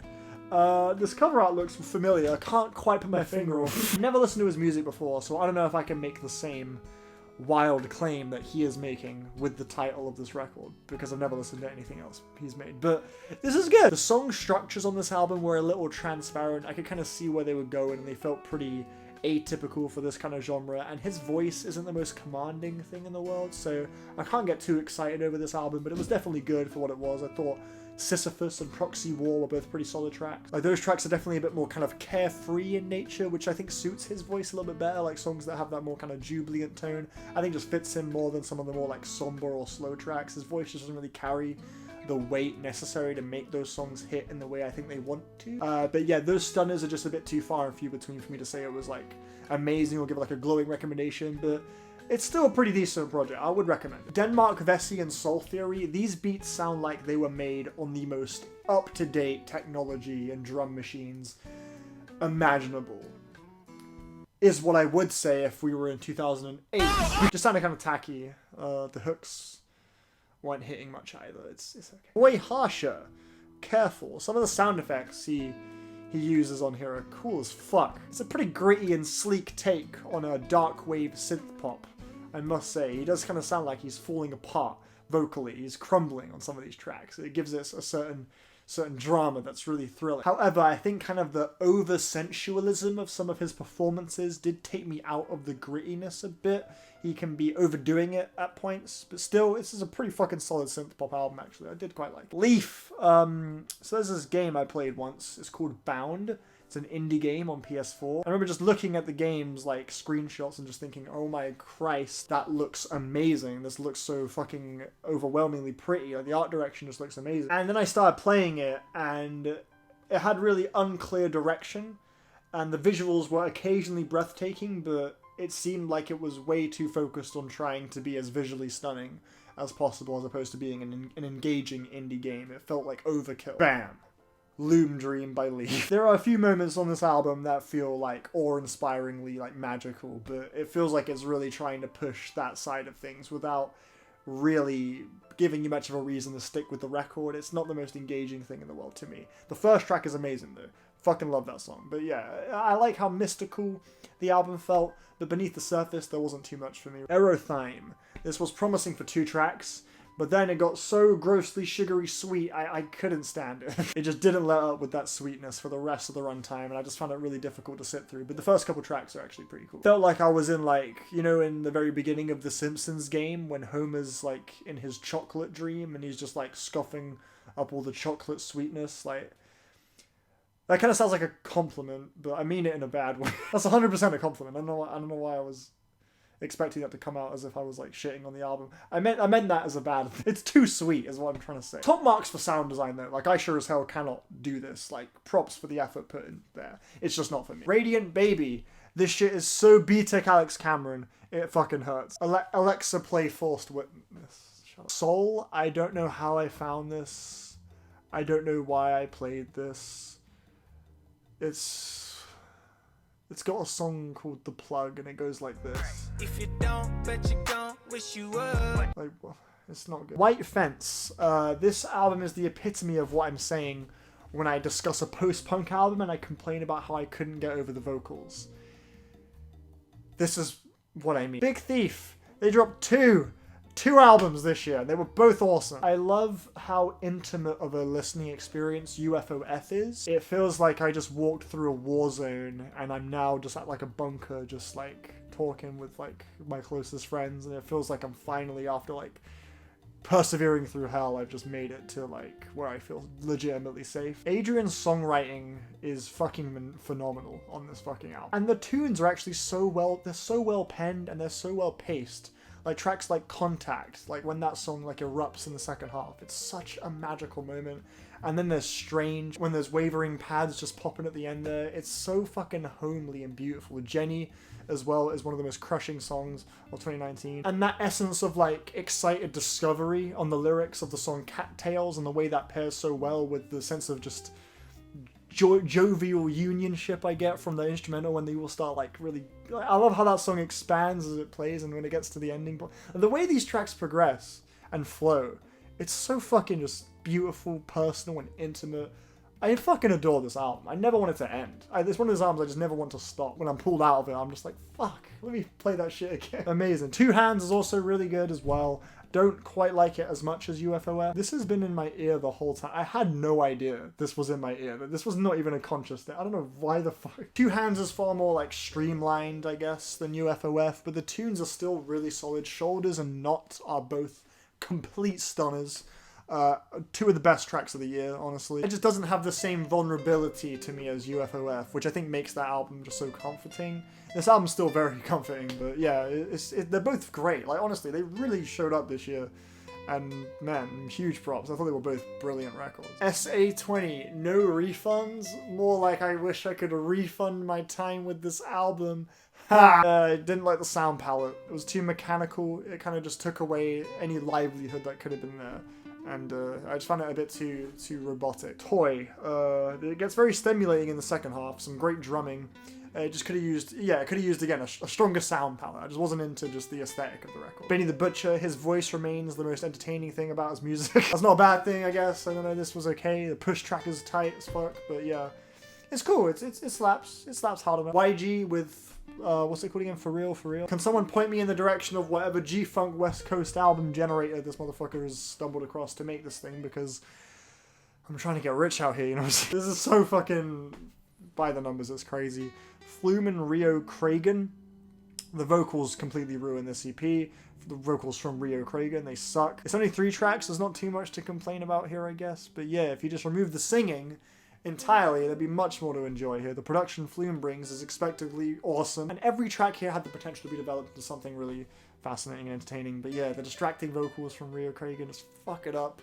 To me, I just couldn't get with it. Madonna, Madam X, some of the most laughable lyrics I've heard on an album this year. And the music just sounds so fucking silly. Jesus. Can't really remember too many specific details about it though, but I'm not gonna fucking come back to it. Just know it is terrible. Weather Day. This is a gorgeous album. An absolute explosion of emotion from beginning to end, and I adore it for its bluntness. This feels like the musical equivalent to having a friend next to you that just feels totally comfortable with just having a complete mental, emotional breakdown right there in front of you and just spilling out the most personal shit.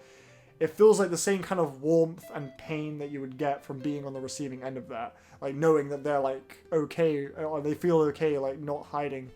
But, like, it's also, like, a lot to take in. It's open, it's powerful, the harshness of what's being said brilliantly matches the harshness of the lo-fi production as well. I can't really poke too many holes in it, really. I guess the singing is a bit off at points, but do we actually fucking care? This album's a really great just commentary and take on how broken being alone can make you feel, but it's also a reminder that it's okay to be alone, and I found it really beautiful. I think this is fantastic. Thank you, Weather Day, for making this. I thought it was beautiful. Clark. So I went into this thing expecting bombastic IDM shit, but I got a modern ambient classical record.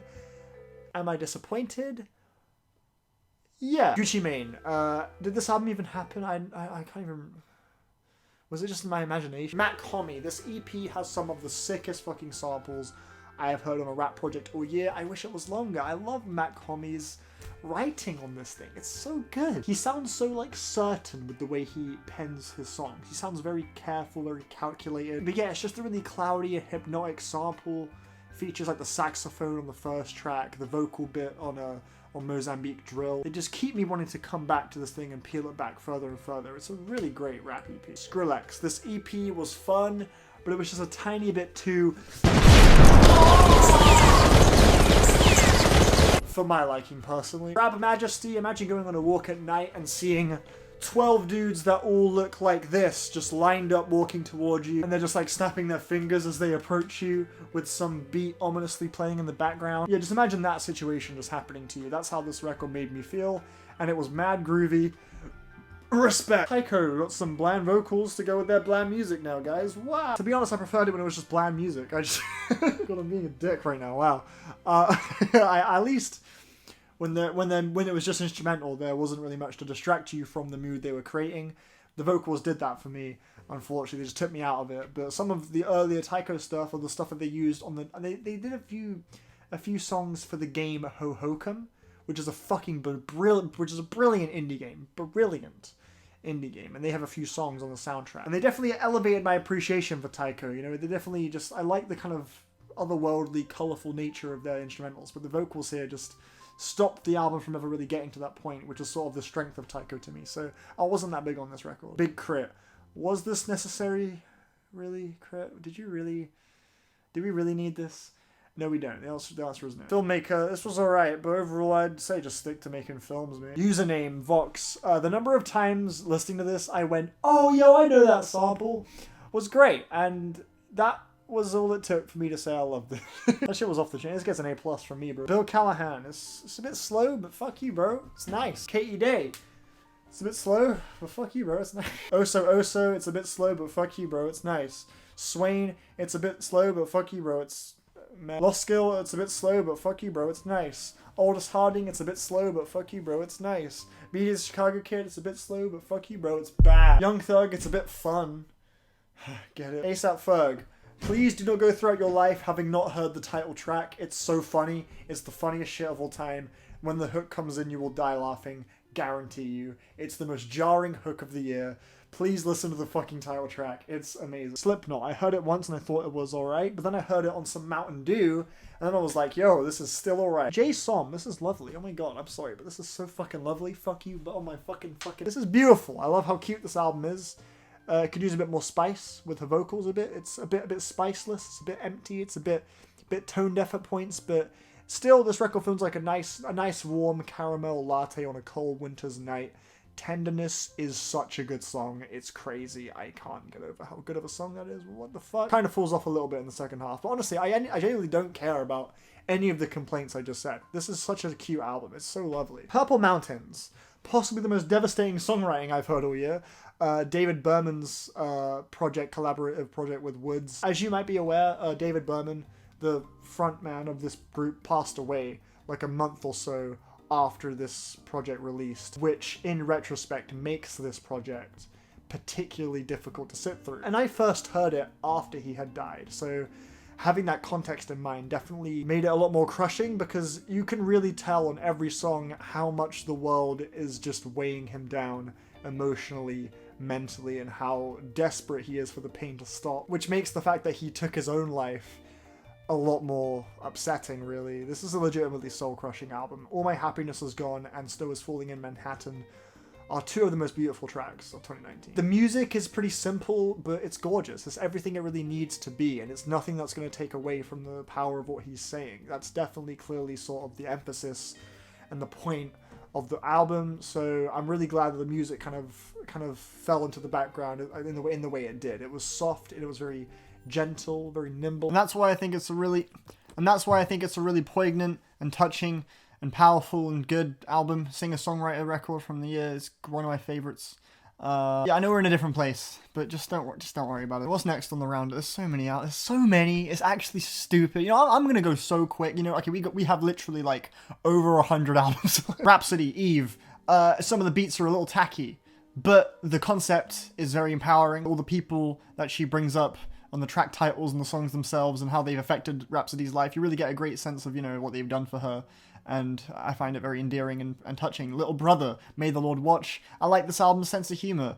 It's got a few pretty corny bars, but I found it pretty charming. Fontaine for melody and hooks and singing and rapping. He combines it very fluidly. He's a good performer. Willow with Willow. Yeah, it's very pristinely produced R&B music with pretty shallow lyrics. It's literally just like the female R&B equivalent to a Jaden album.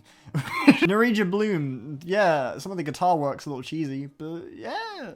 Some pretty nonchalant, carefree, excitable jazz music. Fontaine's DC with Doggerel. I love this album. I think it has such a fucking brilliant personality. From songs like Hurricane Laughter to Too Real, this album is just so like fed up and snarky, but then it reveals later on in the track list that not only is it fed up and snarky, but it's also very human. You get some more very touching, revealing songs that show that despite the frustration and cockiness that they often, you know, present you with on this record, deep down it all kind of comes from a place of hostility and worry. All of that's communicated so brilliantly through numerous really pummeling, excitable riffs in the post-punk department here. You know, if you like your post-punk music, you like, you know, your Irish people. Yeah, this is a great combination of those two things. Off with their heads.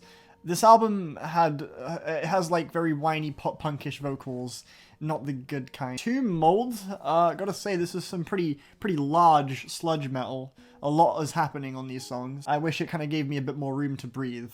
But it was definitely a mesmerizing listen, you know, I appreciated everything I was hearing, more than I guess I found it entertaining. YMA, yo, this album is like so close to being fucking wicked. Like, the guitar work is so brilliant on this album.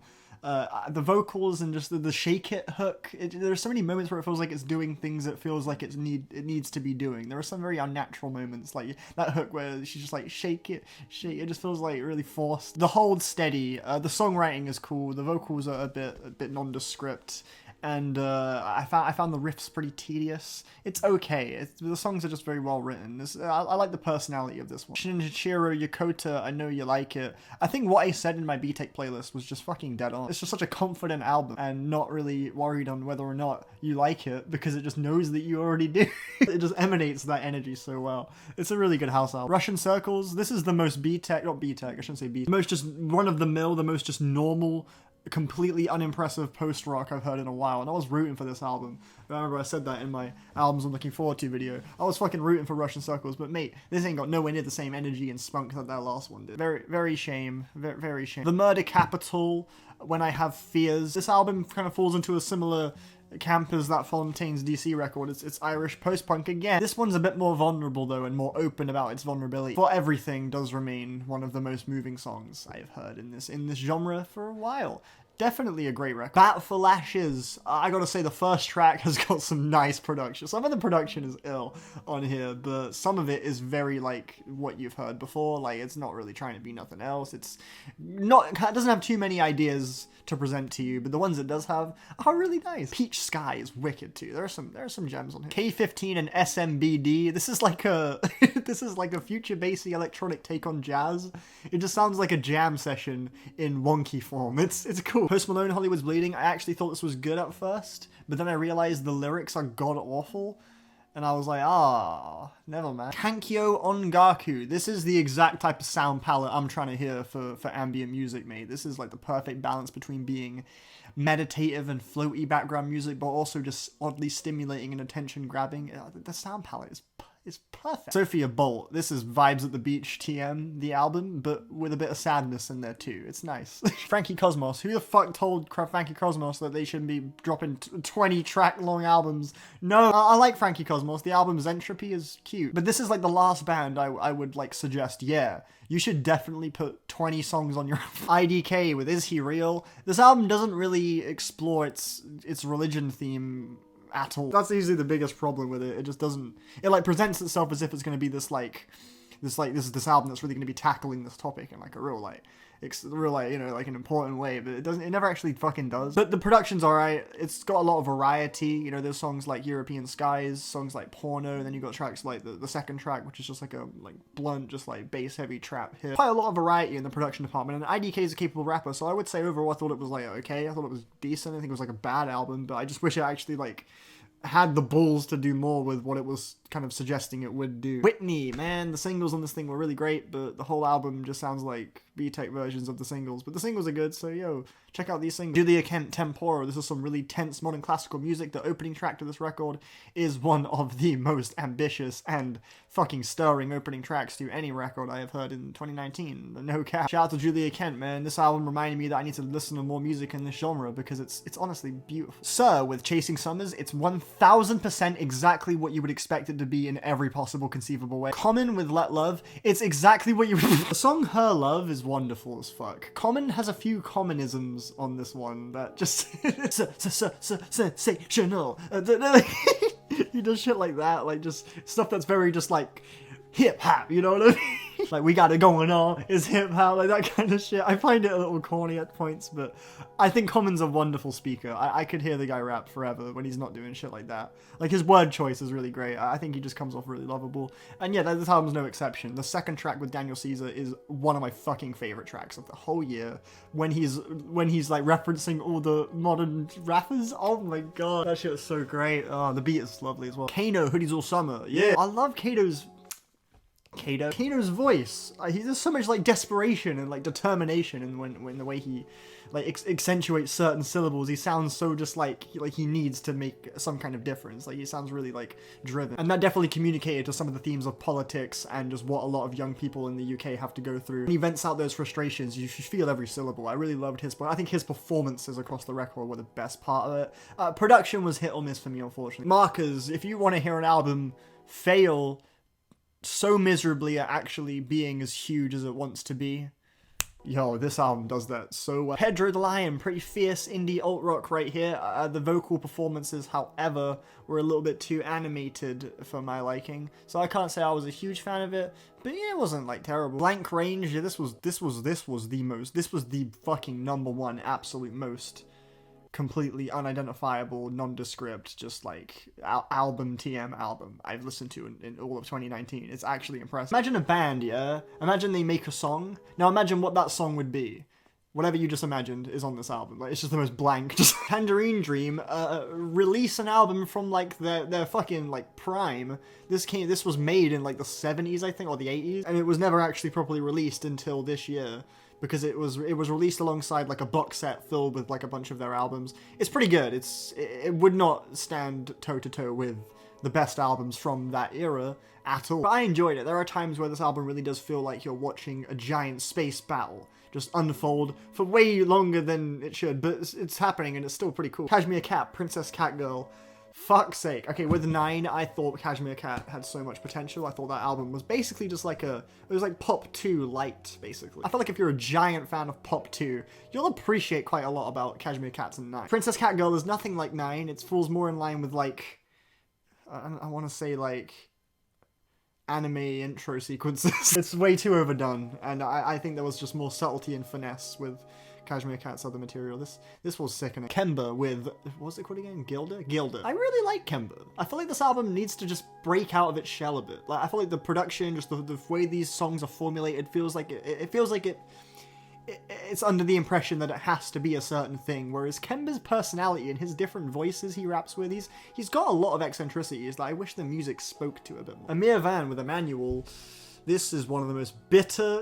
This motherfucker, man. The production is so terrible, and his rapping is not that engaging at all. Bro, I will never understand when people say, yo, Amir Van was like the best in the rocking group. He was so easily the best rapper. He was by a landslide the worst, in my opinion. This EP just fucking proves that to me. And he barely touches on like what happened in his stance with the group. He keeps it really vague. He just beats around the bush and just leaves with more questions than answers. And this is a dodgy fucker, I'm telling you. Teebs with Arnica. Let me shut the door. I can tell someone's gonna walk in any second. Teebs! Arnica. I love this album to fucking death. I'm not even kidding. I have literally listened to this album like 5-6 times on repeat, in like on numerous occasions. It's one of those albums I could just loop it forever, and I wouldn't even realize I'm looping it. I'm just loving the sound so much. Motherfucker's found all the good samples, bro. He's not... Save some for us, man. Really great blends of plunderphonics, beat music, as well as minimalism, especially on that opening track, which is a very minimal, calm, and beautiful way to kick things off. And I love how this guy collaborates with other people too. He really understands the strengths of every person he has on to sing or to rap or whatever. He caters his style to their style perfectly, and yeah, it just creates a very wonderful listen. Marika Hackman, unfortunately I don't think she's a very captivating singer or songwriter, but the production is really appealing if you're a fan of just like indie pop, synth pop stuff, so I would recommend it if you do like artists like the Japanese house. Wait, oh shit. I just realized, yeah, that's fucked up. I should have said someone else. Like Bat for Lashes mentioned earlier on in this video, or like High M, or just stuff like that. That's what I meant. I that was unintentional. I didn't mean to reference Jeff. I didn't mean to like reference that. I'm sorry. I am the worst. Let's just move on. Igloo Ghost Kai Whiston, Baby Glue. You know what?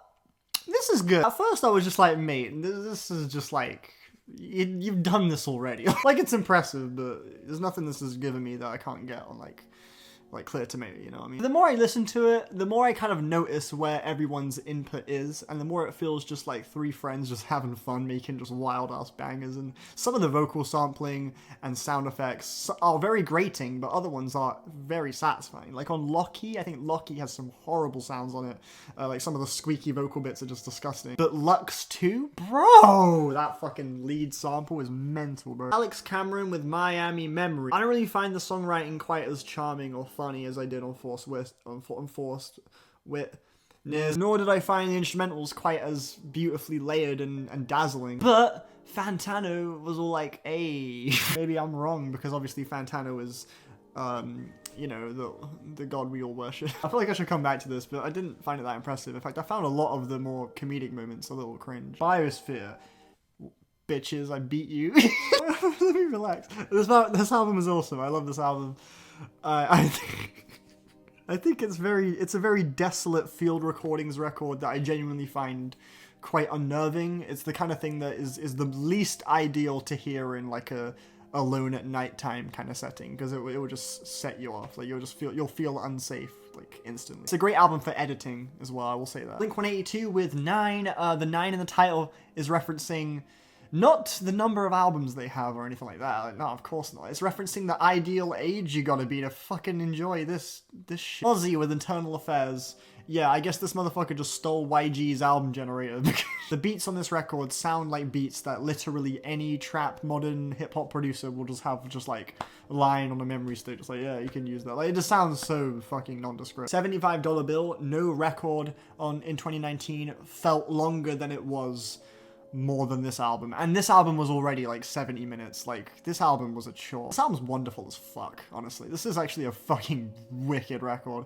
I thought the compositions on this thing were so uplifting. The instrumental palette here is bright and sunny as hell, and the vocals never once feel like they're getting too intrusive. There are times where it borders on being a little distracting, but the vocals feel every bit as excited as the music does, and it just makes for such a fucking blistering listen. I would really recommend this. M83 with the digital shades thing. As someone who loves Zelda, this was cool. If you don't love Zelda, you'll probably get a bit bored by it, but if you love Zelda, this is for you. Polka Dot Stingray. Thought some of the instrumentals were way too busy, but I guess that is in a sense kind of just what you should expect with K-pop, or J-pop. This is J-pop, sorry, not K-pop. I think I would have enjoyed it a bit more had the instrumentals just not been as, like, you know, packed as they were, but it was still very fun. Raphael Anton Irisari. This is one of my ultimate go-to-sleep to records of 2019. I go to sleep to music basically every night, and this one has got that regular repeat. I love how the record is pretty minimal with what it's using, but it uses it to its best ability. It's a very fluid, patient, and expertly curated record. I definitely would recommend it to Ambient fans. It's one of the year's strongest. Highboy Digital, mate, this is fucking easily my favorite project from anyone in Drain Gang. The Echo 2K, I'll talk about that in a bit. That was tight, but this one is fire as fuck. I'm sorry, I love this one a lot. The beats are definitely more interesting on that 2K, on the Echo 2K one, but there's something about the beats on this record, bro. They are just emanating this, like, infinite confidence, and I fucking love it. Like, the song I Don't Give a Fuck. I love his voice. I love how nonchalant, yet catchy and melodic his voice is. Yeah, this shit right here is Kikuo. Kikuo. I don't know how you pronounce it, to be honest. Lily, tell me. Of all of the releases from this artist that I can't pronounce, that I've listened to so far, this is my personal least favorite, mainly because I think this is the one where the Vocaloid is a little too oppressive and used in spaces where it doesn't really feel necessary. Like, I feel like the Vocaloid is filling certain gaps that it would be better to just let the listener just sit in the moment with. However, on the opposite end of the spectrum though, this is also the most unpredictable of Kikuo's records that I've heard yet. You know, the second half has got some legit surprises. It gets pretty glitchy and, like, evil at certain points. It sounds crazy. It takes you on a wild journey. It's not typical Kikwo, you know, which you do still get plenty of typical Kikwo. And if you don't know, typical Kikwo is anime-inspired electro beats with Vocaloid singing on top, and it's all super peppy and fun, and that's like the typical Kikwo sound. But there are some fun deviations from that on this record that I appreciate. Those are my favorite moments. But yeah, my problem with it is just the Vocaloid just feels a little bit too excessive. Its use just seems unnecessary at points. Russelo Collective, my homie. Me in the Bed, You in the Sink has some of the most creative drum work I have heard on an electronic project in 2019. And the way certain drums like collide on themselves and create really unorthodox rhythms is super impressive. And I would never in a million years have guessed that this fucker had made this on his iPhone. It does not sound like that at all. And that's amazing. So fucking hats. I didn't know this was in you, my guy. This was beautiful. And the Russelo project, the mixtape, was much more of a cerebral listen, much less focused on beat-driven music and more on just ambient soundscapes and just kind of painting a vivid image in your head as you just like let it wash over you. And personally, I would say I prefer this of the two myself, even though both have really great strengths that you can't get from the other project. But bro, you've proven yourself to be a versatile and exciting artist with these two projects alone. So the 2020s are looking crazy for you, my guy. I can't wait to see what comes next. Squid with Town Center. This album, it's not bad. It's not bad. It just does nothing for way too long. Billy Woods, Terror Management. He continues to be very vulnerable, anxious, and manic, just like he was on Hiding Places. This time a little bit more so.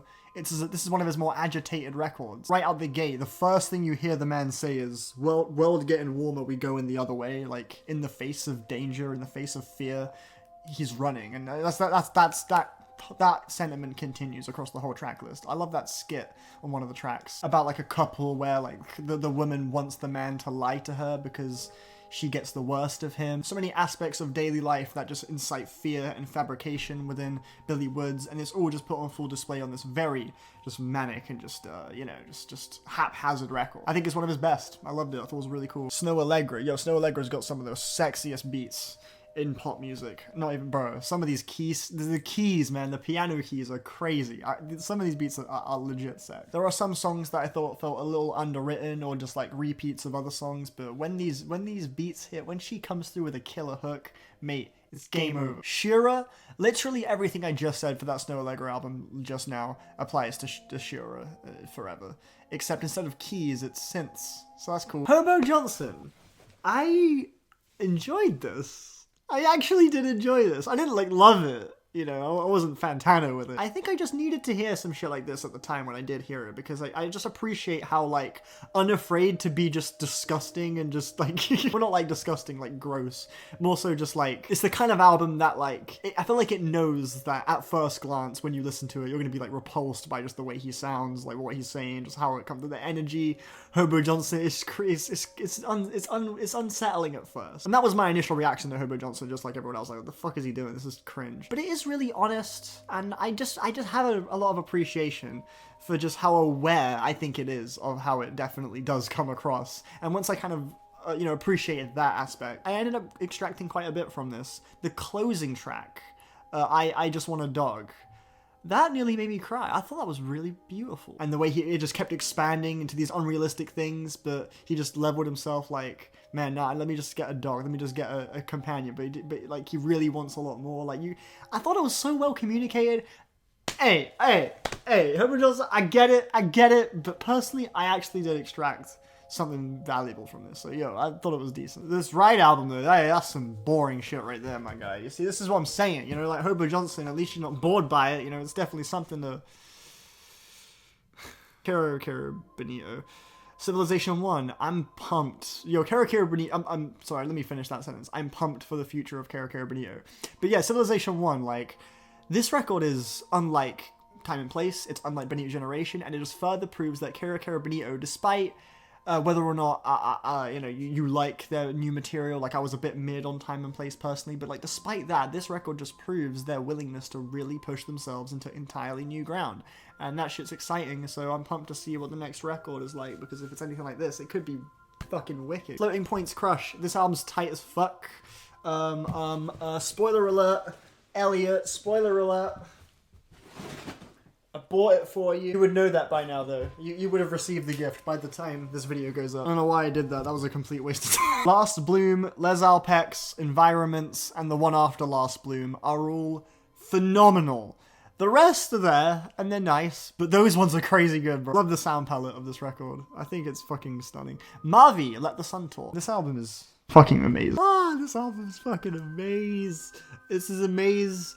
This is one giant fucking maze. Self-Love is one of the most touching rap songs of the year, in my opinion. Sense has one of my favorite instrumentals of the year.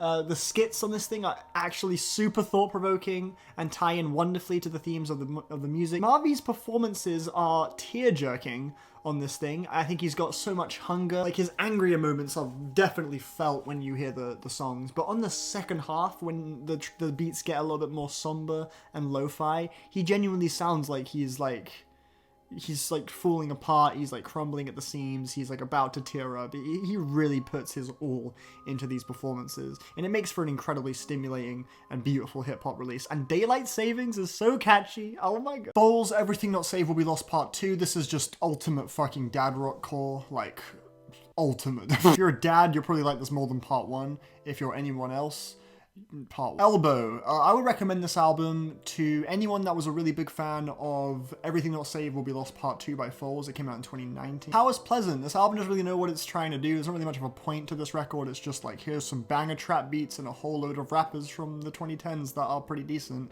And yeah, enjoy.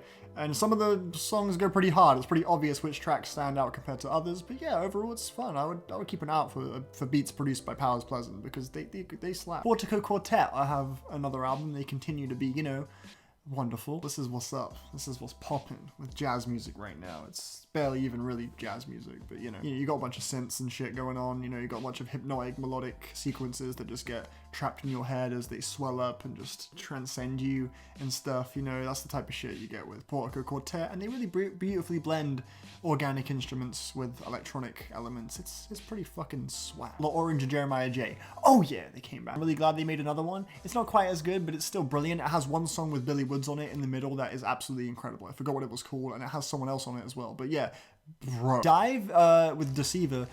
With this album, yeah, you're gonna listen to the first track and be like, yo, this is good. Then you're gonna hit track like 3 or 4 and be like, wait, which song is this? And then you're gonna get to like track 8 or 9, and then you're gonna be like, did we just loop back to the beginning? Lapalux with Amnioverse. This is unlike anything else Lapalux has made in the past. If you go into this thing expecting like Ruinism 2, you're gonna be sorely disappointed because this is way more atmospheric and stimulating and meditative than anything he's made in the past, focusing on just like slow-paced, swelling synths that just kind of let you sit in the moment for a bit as opposed to beat-driven bangers or anything like that. And I actually appreciate this direction a lot more. It's more patient and it really grew on me on a second listen when I kind of knew what I was getting into a bit better. So yeah, shout out to Lapalux for continuing to push himself into new exciting musical territory because it's definitely paying off. Friendly Fires. I hate this album to death. It's fucking sickening. The production is horrifying. Please don't listen to it. Holy God. That was kind of mean. A Winged Victory for the Sullen came back and released a new album. That was just kind of a shadow of the last album. It's just like empty, just like toneless, drony, ambient stuff. It's really not that good. Sadaf with History of Heat is the musical equivalent to being on a roller coaster while some tribal Left 4 Dead 2 witch screams in your ear and throttles your head back and forth. I mean all of that in a very good way though. Like, it's awesome. This is a fucking really good album. The drums are crazy, the grooves are really odd, but they're catchy. Like, it's hard to adjust to them because there's so many drums happening, there's so much going on these tracks, but when you kind of like notice what the groove is, it's just so irresistible. I just love how uncompromisingly insane of a listening experience it is. Fucking tight. Hemlock Ernst and Hemlock Ernst and Kenny Siegel. Yeah, I love the way Sam Herring comes off on this album as a rapper. He sounds super just wise, like he just really desperately wants to communicate some message to someone and have it connect with them in some way. Like, even if this album just hits one person, it's like, it's all worth it. He just sounds really determined to spread. Just like, he feels like he knows exactly what the listener needs to hear or what he wants to say. He sounds very certain, and Kenny Siegel's kind of minimal guitar-driven beats just fit that perfectly. It's a really cerebral and tranquil listen, in my opinion. Alcest with Spiritual Instinct. I don't know, it's fucking black gaze. I love black gaze, but this is just like, well, I'm sick of this fucking roundup. I'm so fucking tired of making this video. I have so many more albums to talk about too. Carolyn Polachek with Pang. There is an album, no there's not, there's a song on this album one particular song I'm thinking of from this record. It's amazing and it's the best fucking song ever. If it doesn't appear on everyone's year-end lists, I will attack. I'm sure you know exactly the song. Bro, you have to know the song I'm talking about, bro. It's so good. I'm not even going to say what the song is. You already know what the song. I'm not. If you've heard the album, you know the song. You know the one. The one. Lucky dropped Days Before 3, which I guess is what, just like leftovers from Freewave 3. It's good. It sounds like that, you know. Ed Balloon with the dubs. This motherfucker's got a really creative approach to rapping that I definitely appreciate. Hearing him rap so confidently and boldly, it's overpowering in the best way, and I think the production is super creative as well. There are some really unique drum patterns going on in some of these songs that had me pretty perplexed and spellbound. It was nice. This is a really cool hip-hop record, one of the more just interesting ones I've come across this year. Duckworth with The Falling Man. I fucking love this dude's sense of humor, and this motherfucker can flow. Oh yeah, this is a nice EP. Robavine. The goofiness of this thing was a huge turn off, but on a technical level, it was very impressive. I found myself really just taken back by how much was happening and how well organized it all was. But the aesthetic of it, the tone of it, the humor, the goofiness, it was just a turn off. Girlfriend of the Year with GFO TV. A lot of people really hate this. I thought it was funny. The SpongeBob track was just where I was like, okay, yeah, this is funny. Like, you just have to be so like to release some shit like this, you have to be like, you have to just not care. And I just thought it was funny. Rex Orange County with Pony. Oh my Christ, this dude's songwriting is the corniest shit ever. You think Hobo Johnson's... Nah, this shit's more. I feel like with this album, I'm hearing what you guys hear with Hobo Johnson. Snail's House with Scenery.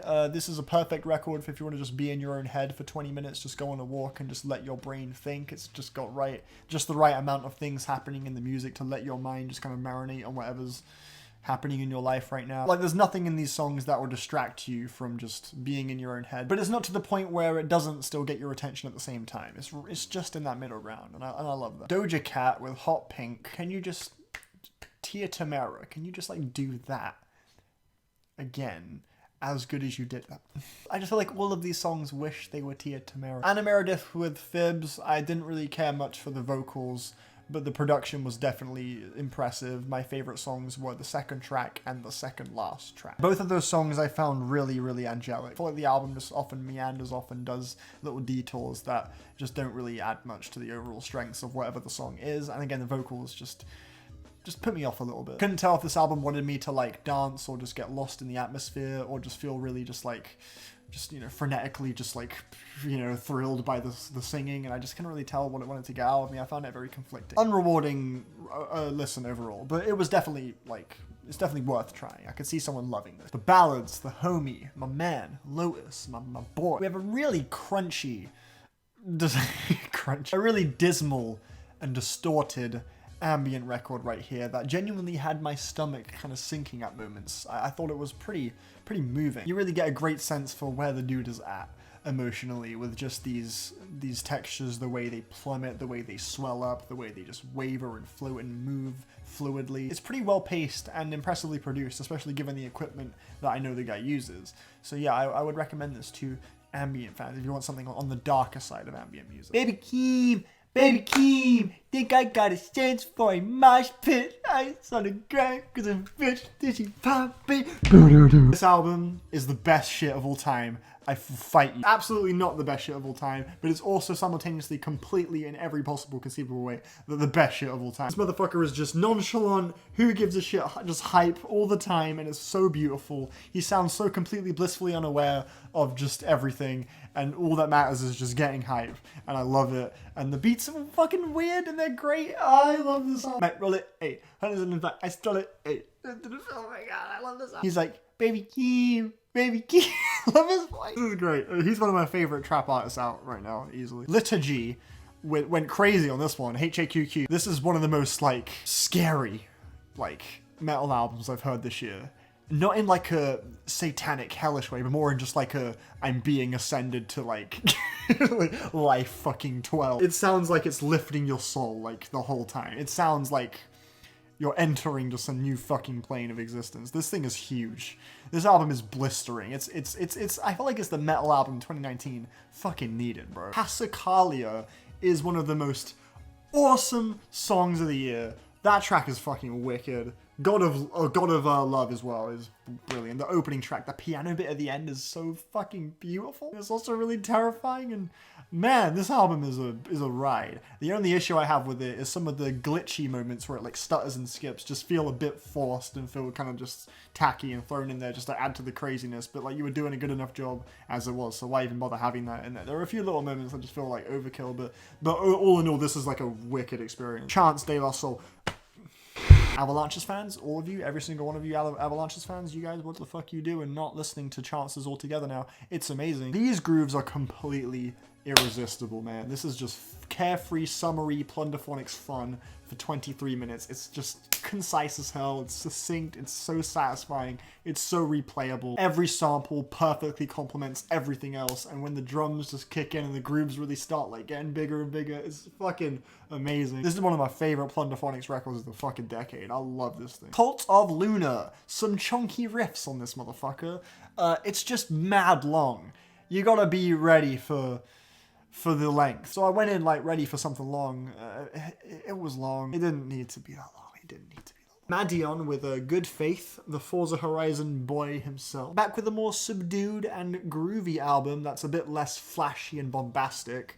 And I think that works in his favor a bit more. I still think some of the vocalists are a little bit just kind of overly sensual with their performances and all that, but generally this was definitely a much more pleasing and delectable treat than anything he's made in the past, so I enjoyed it. Hannah Diamond with Reflections. I feel like this album is offering the same thing with a lot of the songs. I feel like it could have used a bit more just willingness to just embrace the strange and just kind of go off the wall and just like have a bit more variety, but it is a very delectable treat and a very replayable one, so I would say all in all it's a pretty satisfying and quirky pop album that I enjoy. O3 Greedo and Kenny Beats. These beats sound like FM leftovers, and O3 Greedo is really not a very commanding MC. I didn't care for it. Nor is he much of a talented writer. I just didn't really think there was anything special this project was offering that Kenny Beats hasn't done before. Kelsey Lou with Blood. I really fucking love this album. Her voice is silky, silky smooth, and it has some of the most, like, shockingly just, like, tantalizing songs of the year. Like Atlantic is a fucking magical song. Due West has one of the sickest choruses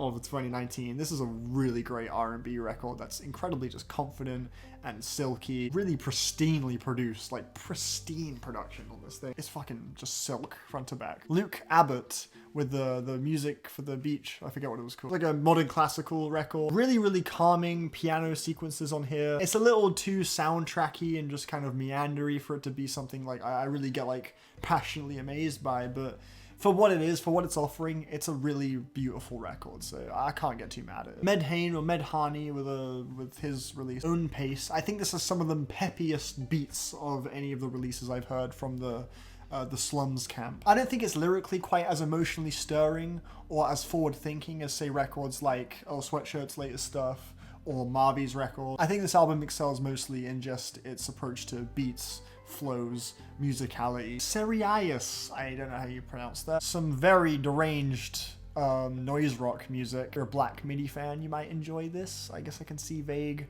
comparisons there, even though the vocalist is a lot more restrained on this album. This dude sounds drunk. He sounds like he's drunk off gasoline or something. He goes from mumbling to wailing, all in lo-fi growls, whilst the instrumentals just like pound away and just build and build. It's a pretty fucking tense album. Would recommend to all and every post-punk noise rock fan out there. Origami Angel with Gen 3. I found this very annoying and safe. A highly whiny vocal tone to the lead singer here that I get a little bit grated by after the second or third track. Daniel Pioro with Dust. Mate, the last two songs, oh my god. This album sounds like getting lost in an incredibly fast river, and as you're like floating in the river, the current's just pulling you along, and like as you're going through it, the colors of the water is just like changing, and it's just like taking you on this wild odyssey. The way certain instruments will start to like form like a specific groove, and then they'll just suddenly just kind of branch off and start doing their thing, soloing off. It's pretty spellbinding. Overall, I'd say it's a pretty good record. I just think the first half could have just used a lot more spice. It just felt a little bit too empty. Tinder Sticks make an album that sounds like it thinks it's super important, but it just never has the content to back up that. The music's just just way too huge and feels just a little bit, it just lacks humanity to me. I don't know. JME with Grime MC. I bought this on CD because the motherfucker didn't release it digitally. This motherfucker's got so many quotables. Oh my god, where do I even start? That line about iTunes needing to fix up the categories because they don't include grime, I thought was hilarious. In fact, the entirety of the song You Watch Me just had me dying. I really adore JME just as a personality. How cynical he is, how like self-aware and just like conscious and observant he is on everything he kind of makes fun of. All the references he makes, like the accuracy of a stormtrooper, like on the first track, like he makes those little nerdy references that really nicely apply to the point he's trying to make. It always sounds so passionate. The problem for me is strictly just production. The production is occasionally a little tacky or cheap or commercial sounding, which just isn't really my kind of sound all the time, especially on the song like Dem Man Are Dead, for example. That beat just sounds super just like very frigid and awkward. The sound palette's just a little, yeah, just tacky, and yeah, some of the more commercial songs like Bad Man Walking Through, for like that stuff is not really my bag. I just prefer the straight, hard-nosed, just confident, cocky grime stuff. I think JME just pulls that off perfectly, and he delivered quite a lot of that on here, so yeah, I enjoyed it. Sudan Archives, this album is sexy. I find the plucked string loops all over this thing really enchanting and delicate and just fucking sexy. The vocals just complement that lush palette so perfectly too. It's a really well put together record, and it's just the right length too. It never really runs out of steam for me. Lathornda is one of the most unique synth pop releases I've heard in a while. Very animated singing over really like tribal yet still very futuristic instrumentals.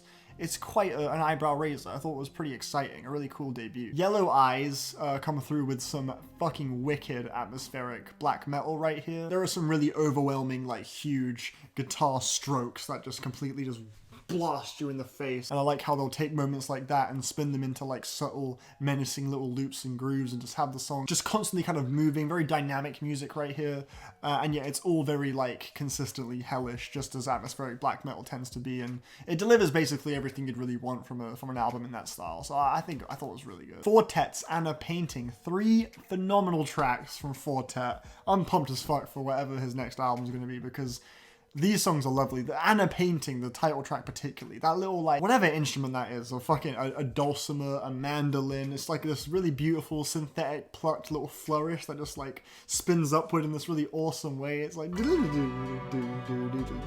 it's so beautiful, and the way that builds with the synths, and then it just breaks down into this like really hypnotic like techno groove. Fucking brilliant, man. I love Fortet's production on this EP. Really great shit. Karen with the Quanta series, FKA Twigs production stuff is happening here.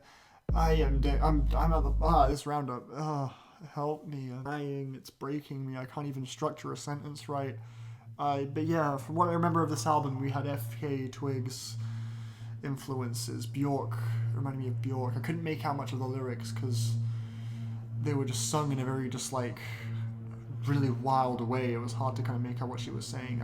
For the longest, I actually thought it was in a different language, because I just literally could not like cling onto like a word. I was like, yo, this must be like in a different language. But now it's totally in English. It's just like sung really dramatically and huge. But yeah, the production is actually absolutely fucking mind-melting. The second half is filled with some slower ballads though, which aren't really quite as transportive, but they're still pretty impressive. The vocal performances are definitely really impassioned, and I loved how just like oppressive and just massive the music was here. It was very synthetic, just as FKA Twigs music tends to be, and yeah, I loved the walls of sound it builds. It was super uncompromising. It was tight. I liked it. I already covered Pivot Gang earlier on in the video, but that was their album. This is like a little 2-track EP they dropped just a few months later on. 2 amazing songs, 2 of their best songs, possibly their 2 best songs. This EP is fucking fantastic. The beat on Houdini is fucking brilliant. Matana Roberts with Memphis, one of the better ones in the Coin series so far, I'd say. It's a very intimidating record. Some of the huge avant-garde jazz builds and flourishes are really like startling. The spoken word mantras definitely give it an added layer of just like asphyxiation almost. It's intense. It's an intense record. I thought it was really effective. Coldplay called their album Everyday Life because this album's about as fun as Everyday Life. Ceremony make the literal most default post-punk album you could possibly imagine, bro. Have a Nice Life's new album and this Ceremony album could just like swap places entirely. Probably no one would even probably notice. Like legit, like right, like today, right now, the files could swap. No one's gonna tell. Echo 2K with E. The most unique and experimental release I've heard from the Drain Gang. Peroxide, Calcium, CC, all just have really just like mesmerizing instrumentals to them. There are also some really moving and beautiful lyrics on this album about just discovering your identity, gender politics, dysphoria as well. All of which is tackled really maturely, just with such an insanely creative musical backdrop for every fucking song. There are so many cool surprises on this thing. Security as well is another favorite. It's a really replayable record. It grows on you with each listen. The vocals for me can be a bit of a turn off. There are some tracks where I find it a little bit hard to get past them personally, but all in all, this is definitely one of my favorite records in the Drain Gang camp. I also listened to Trash Island 2, which came out this year. That's also from the Drain Gang crew. I felt like the album wanted to be really like touching and intoxicating and hypnotic, but it just couldn't because all of these vocalists together, it's just too much. Avenade, oh my lord, this album is loud. This is a noisy fucking record. I think it's brilliant. I think at first it could be easy to just be like thrown all the way back by just how crunchy, visceral, and just intense of a listen it is, because it's all just so blaring, it's also in your fucking face. But once you get a few tracks in, the chaos all starts to kind of form into something much more followable. Appreciate the pace of the album, the builds, the vocals. The singing changes from something calmer, something catchier, to something more insane, something more ballistic. It's a throttling album. Track 3 and Obsession are my two favorites. And Amanaguchi. This album's amazing. This album sounds like nothing can beat it. It's invulnerable. It's just fully embracing how carefree and wonderful it is. It's just shooting for the highest high all the time, and it's so hard for that not to just seep into your mood when you listen to it. It's so contagious. I found myself just in a total state of bliss during some of the really huge, like massive melodic moments. Michael Kiwanuka with Kiwanuka, I think his voice is okay. I'm not really that captivated by him as a singer. The instrumentals are pretty groovy, I guess. The sound palette is just kind of normal though, and there are some moments that sound a little bit tinny, and it's also a bit long. It drags on a little bit. It's alright overall. I am so ready to die. Well, how many albums? I have got like 20 albums to go. Okay, we're actually getting kind of close. Mount Eerie, Julia Doyle, Lost Wisdom Part 2, doesn't hold a candle to Part 1, has a few tracks that are really beautiful, but I, for the most part, found it a bit meandering and pointless. Dude from Pivot Gang, he dropped a pretty fun rap album this year. The production here is super bouncy. Flow Seats is a total banger. Love that one. Waldo, oh, this album was boring. It's super generic. It's just like a default rapper, just like trying to sound like the hardest rapper out, and it's just whatever. The whole album was produced by Sango though, so there are a couple decent beats. But yeah, the rapper at the helm here is just not that interesting. Speaking of Sango, he dropped an EP with Vor, called Asima, which was really, really good, really fun, really awesome samples, incredibly exciting production here that is very unpredictable. It often just drops into some really exciting grooves and just like pulls out of it and gives you a nice lush sample in its place. It just jumps back and forth and bounces in. It bobs and weaves really excitably.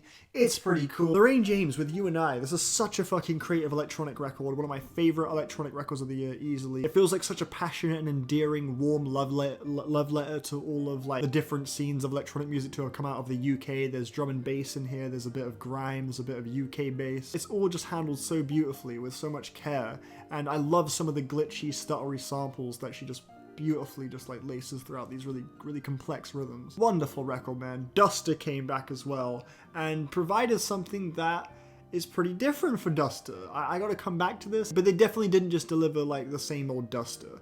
I found it a little bit mediocre overall in the songwriting department, and it wasn't anywhere near as atmospheric as the other work from my small amount of time that I've given it, but I appreciate the bold move it's suggesting for the group. Cameron Bahani, 285 Ruby. This record has a beat on it produced by me.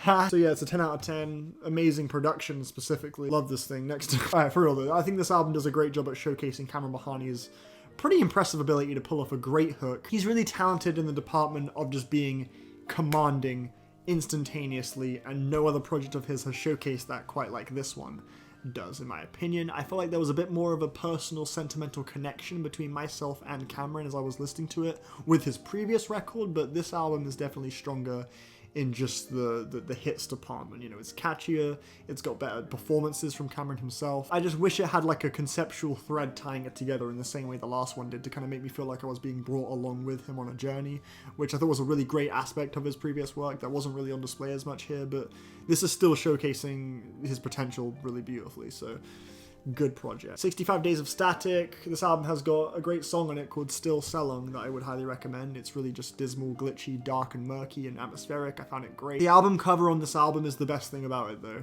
It went on forever. I don't care about it. I don't care about anything. Fuck everything. Wow. Roy Blair. I love Roy Blair. He's good. He makes good music. I liked You Weren't Enough on this EP. This EP is called Graffiti. And he takes his sound into poppier territory, but this is some pretty well assembled and exciting pop music right here. Damn. Shout out to Roy Blair. American Football released like some demos. That was nice. I love American football, so yeah, I was happy about that. That's all I'm gonna say, because fuck off. Stormzy! He's a capable MC, I guess. I think he sucks at singing. He's a terrible singer. I don't know why he feels the need to compromise all the time and just make these really just like awkward sing-songy tracks that just don't suit his personality or aesthetic remotely. But Stormzy is again, he's a capable rapper and he's definitely got potential. And there are a few decent singles and hits on this album. I like the song Bronze quite a bit. Harry Styles, I actually liked his self-titled a little bit more, but the song Adore You is really good. Yeah, there was a song in the second half that was ludicrously cringy. Kate Trinata with Bubba. I'm just gonna talk about this. You know what? I would prefer to talk about this in the year-end list, if that's okay. I'm gonna save this for the year-end list. Free Nationals album, smooth, jazzy grooves, great features from Jid and Mac Miller. It's pretty well assembled. It's pretty impressive. The playing here is definitely fucking whoa. But artistically and aesthetically, this is just kind of stale. This is staler than a blue tack when it's left alone for a long time. Whistling Arrow, it was good. The first track's really good. The second half of the album just it's like the album just slowly fizzles out as it goes along. It's whatever. City Morgue, there was a track called Soulburn on this that I thought was amazing. It's not as hard and aggressive as their other work, but I think it's got more variety. I think it sets itself apart well. I think it's every bit as good as Volume 1. Earth Gang with Mirrorland, I don't care. Okay, these guys are annoying as fuck.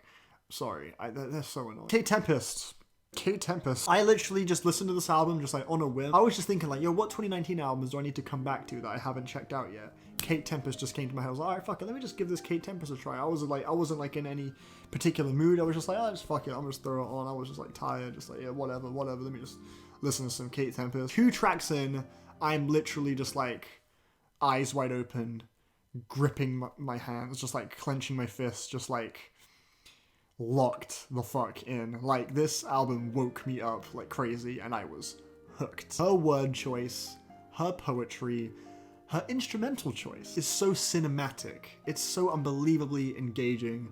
And this album, like, straight up, it was making me cry. It was making me scared. I was paranoid as I was hearing certain songs, and it made me think about wild shit. It's a stirring album, and I can't wait to talk about it some more in a future video. Malibu, this is a nice EP. Thank you, Liam, for putting me onto this one, and thank you for putting me onto the Chinese football EP as well. Both of which were good. I like how the Malibu EP really took its time, was very quiet. It allowed the more bright, dazzling instrumental flourishes to really sneak up on you and really leave like a bit more of a mark.